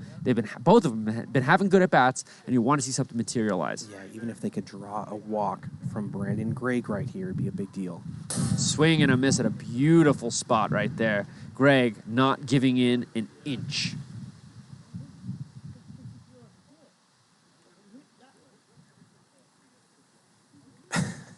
I'm laughing because swung on it. That might be deep. Something about this strange wind is allowing the ball to hang up, and that's going to be an out. Women, they spend hundreds of dollars on all these different products, and Gregg once a week cracks an egg. Hey, Can you imagine if the shampoo and conditioner world and the women found out that you could have luscious hair like that with an egg?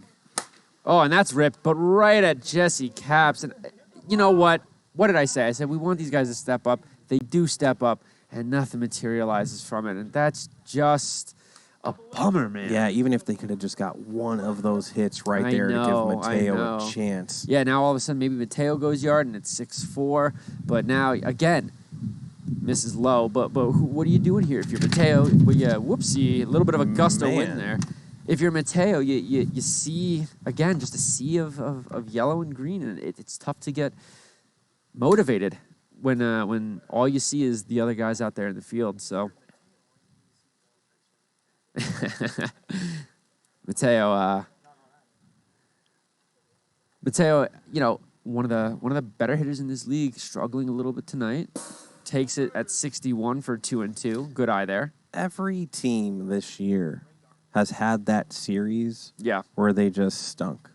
Yeah, and it's a sign of good things for the league, right? If everybody has a series where they stink, then nobody stinks, if that makes any sense. As that one He's going to hit his 30th home run!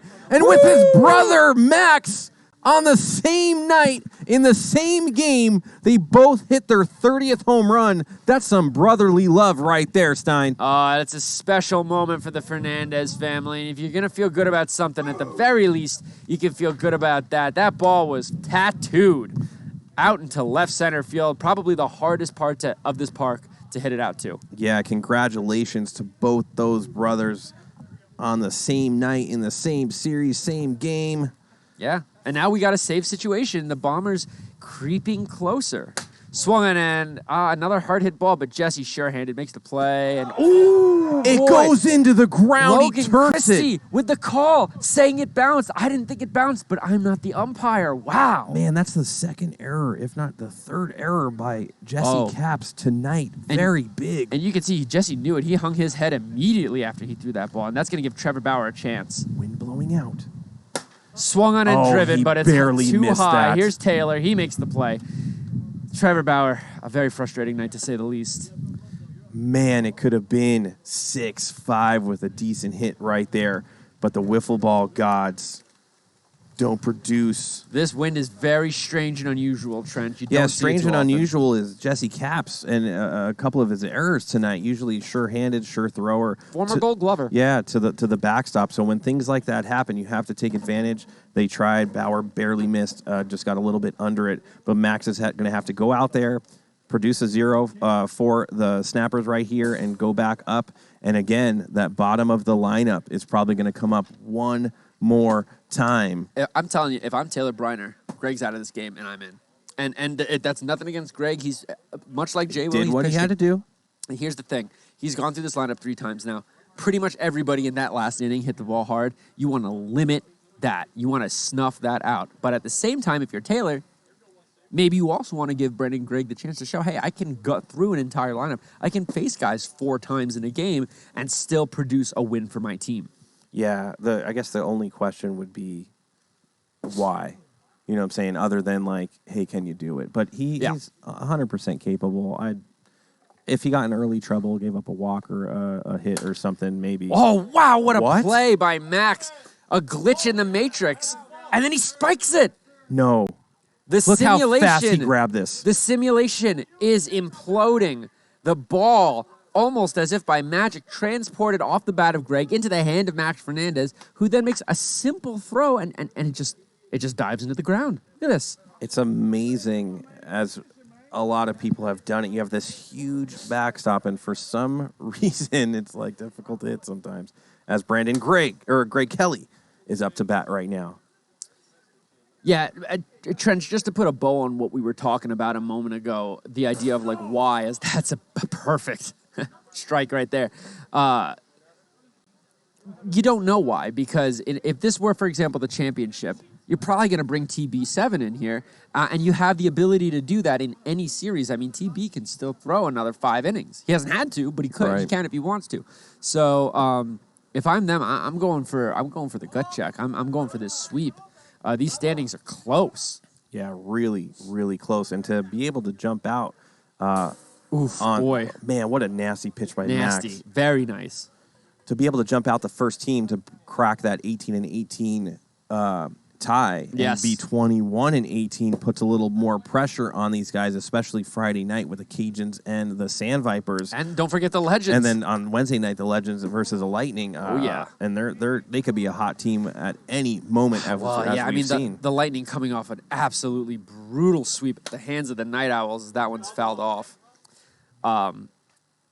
The Lightning lost in a variety of ways in that week. They lost a close game. They lost a blowout. They lost a game possibly because of substitutions. They made a couple of defensive errors. They had a couple of big hits robbed away from them. I mean, every way that your team can struggle.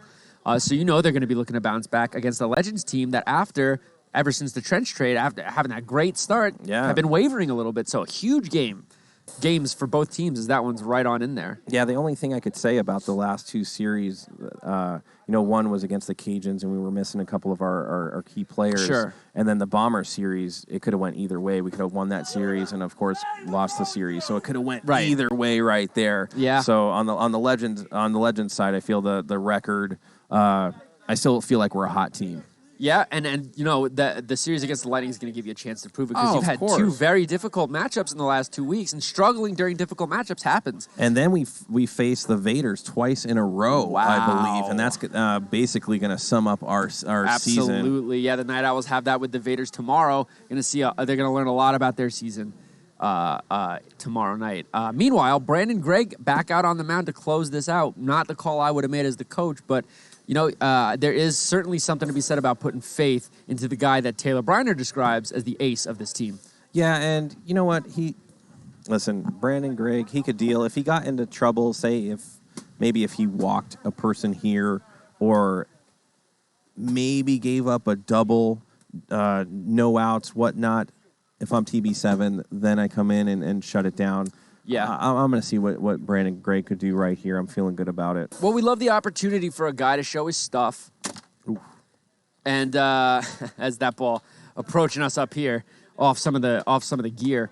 But yeah, you want to show the opportunity for guys to show their stuff, and at the same time put yourself in a position to win. So yeah, maybe Greg gets the opportunity to face a couple of batters, and if he makes some outs, then we'll see what happens.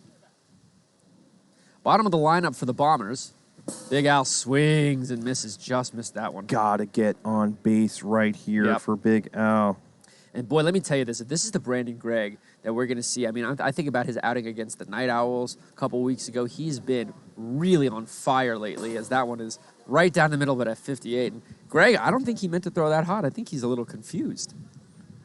I think he was just trying to throw a meatball there. But 1-2 nonetheless. Swung on and ripped, but foul.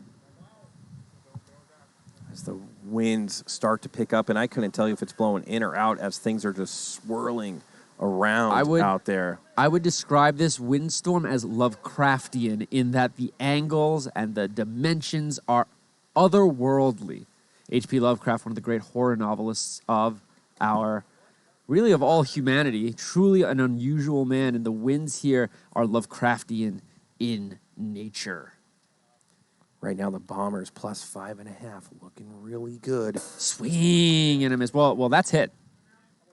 That's all but hit, unless they tie it here and then the Snappers score 6 in the top of the 7th. So the Bombers will, in all likelihood, cover the spread. I see someone asking what my team's record is. Exclamation point. Standings will take you to where you need to go to see every team's record and where they are in relation to each other. It's basically going to come down to Lonell right here to get on base, to give those guys a chance. Yeah, Snappers minus 5.5. That was a big spread. Yeah, I don't know if I could bring myself to take that, even with a hobbled Bombers team. On a weird night like this, anything can happen. Brandon Gregg trying to finish this one off. 1-2 pitch, swung on and somehow hit that. He got a good piece of that. Jesse Capps, he'll make the throw that time. And the Bombers are down to their last out here. They're going to need a bloop and a blop and a blast. And the one to start it off is Jake Shirley. Shirley hitless on the night.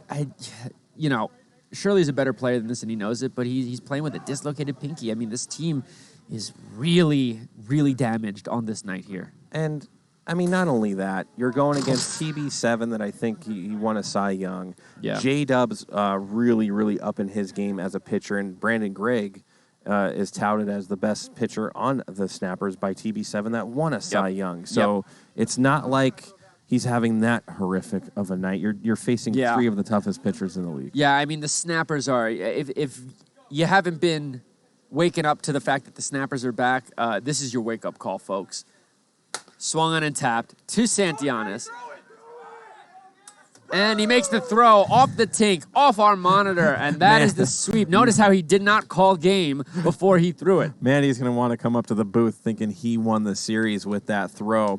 We're going to make sure we throw up a poll for a player that you want to see in the booth with James Shoelace Stein, and I'll let you have the floor after they pick the poll. So, Snap, we kind of saw when we saw the lineups and that they were missing Alex and Hollis and Justin, that this was probably going to be the outcome. Maybe a sneaky win in there by the Bombers, but it didn't, come to what they wanted it to be. And right now, the Snappers are 21-18, and they are, I think they're in third place or something like that, or close to it. Yeah, I mean, the Snappers got to feel good about a win like this. When you face teams that are either inferior or missing their players, you must step on the throat, and the Snappers were able to do that. I will say this, to the Bombers' credit, they performed better in each one of those 3 games. You have to look at it like that. You got mauled in that first game. Yeah. You could have packed it in. You could have turned it away, but you didn't. You limited the other team, and then in the final game, you limited them to the same amount and did better.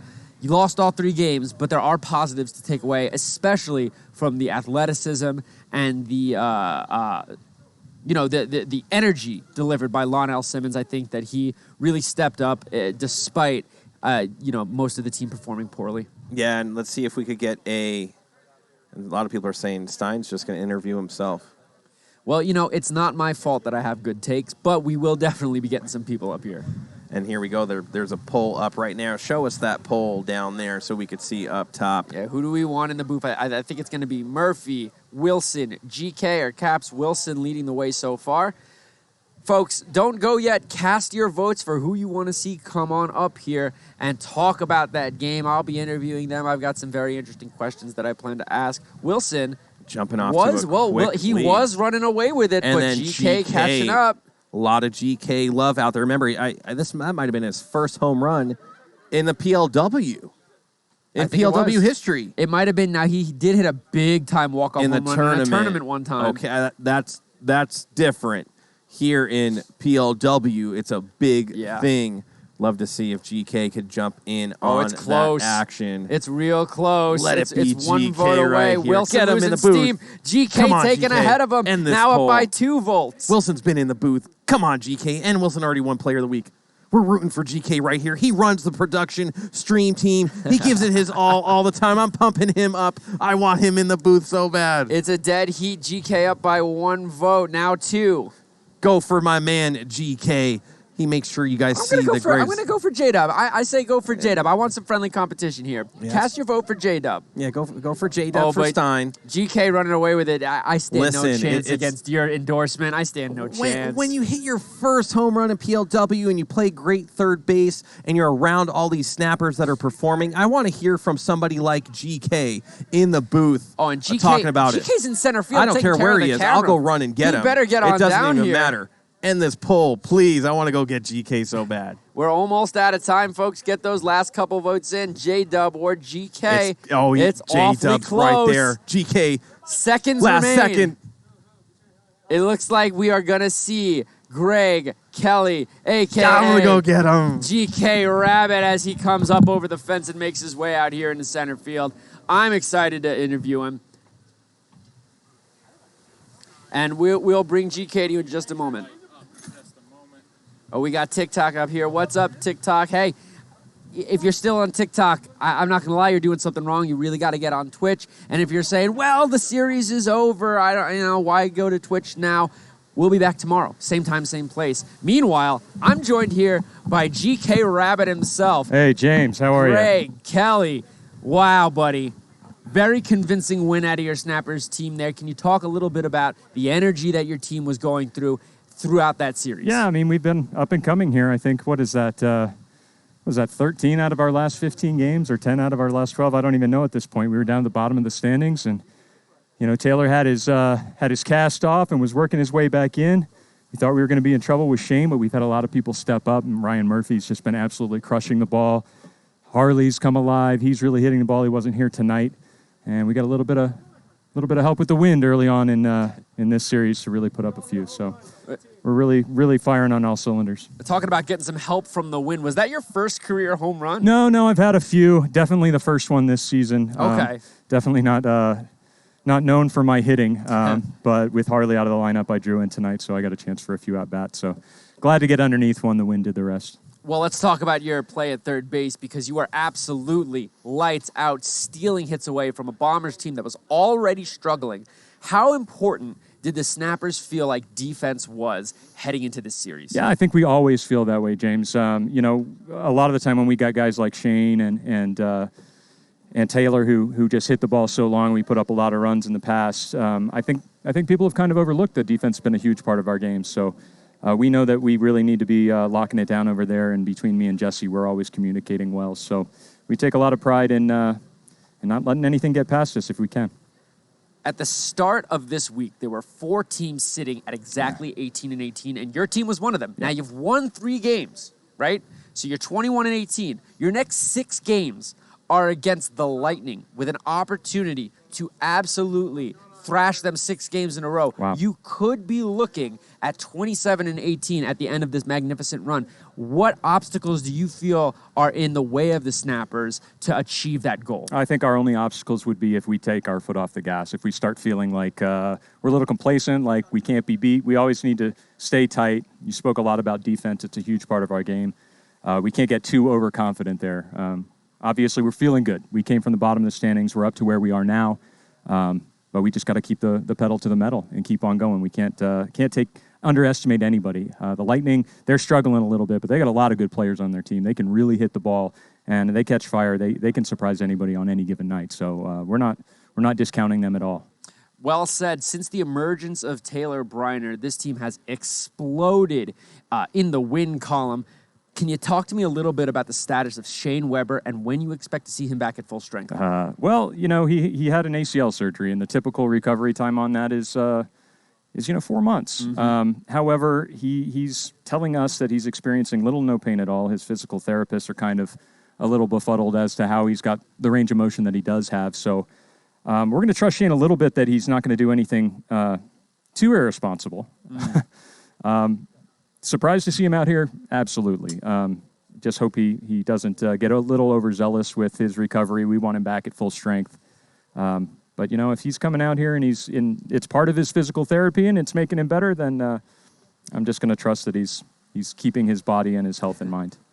Awesome, Greg. One last question as we get ready to head here to the end of the trade deadline and really into the dog days of the season here. Is there any development, not just for your team, but for any team here in the PLW? Do you see anything really big coming up or something that the fans should be looking for? In terms of trades? In terms of anything. I don't know. I mean, we're surprised here all the time. I mean, we've seen it this season, James. Nobody's safe in PLW. We've seen some guys that we thought would never be moved off of rosters, household names, and they have been moved. As far as our camp, I haven't heard anything at all. I think we like our team. I think we like our squad. I think we have what it takes on both sides to continue making this playoff push. So I haven't heard anything coming from us. But like I said, nothing would surprise me. You always have to play every game as though it might be your last. So yeah. I don't know. Greg Kelly, GK Rabbit, thank you for joining us in the booth. Great series. Thanks a lot, James. Thanks, PLW Nation. Appreciate it. All right, PLW Nation, we are about ready to sign off. Just as a quick little summary, we saw the Snappers pounding the Bombers tonight. Don't forget to tune in next evening for the Night Owls and the Vaders. Going to be a tremendous season-defining series for both teams. It's going to be a really good time, and we cannot wait to bring you that presentation. Yeah, I want to thank everyone for tuning in, especially with James Stein coming in from out of town. You have a big matchup versus the Vaders. It was a lot of fun to commentate with you. I'll be rooting for you guys and all the players out there tomorrow night. Big-time matchup. Don't forget, tune in tomorrow night, 6 o'clock. I'm Trent Pacone hanging out with James Shoelay Stein. We'll see you tomorrow night.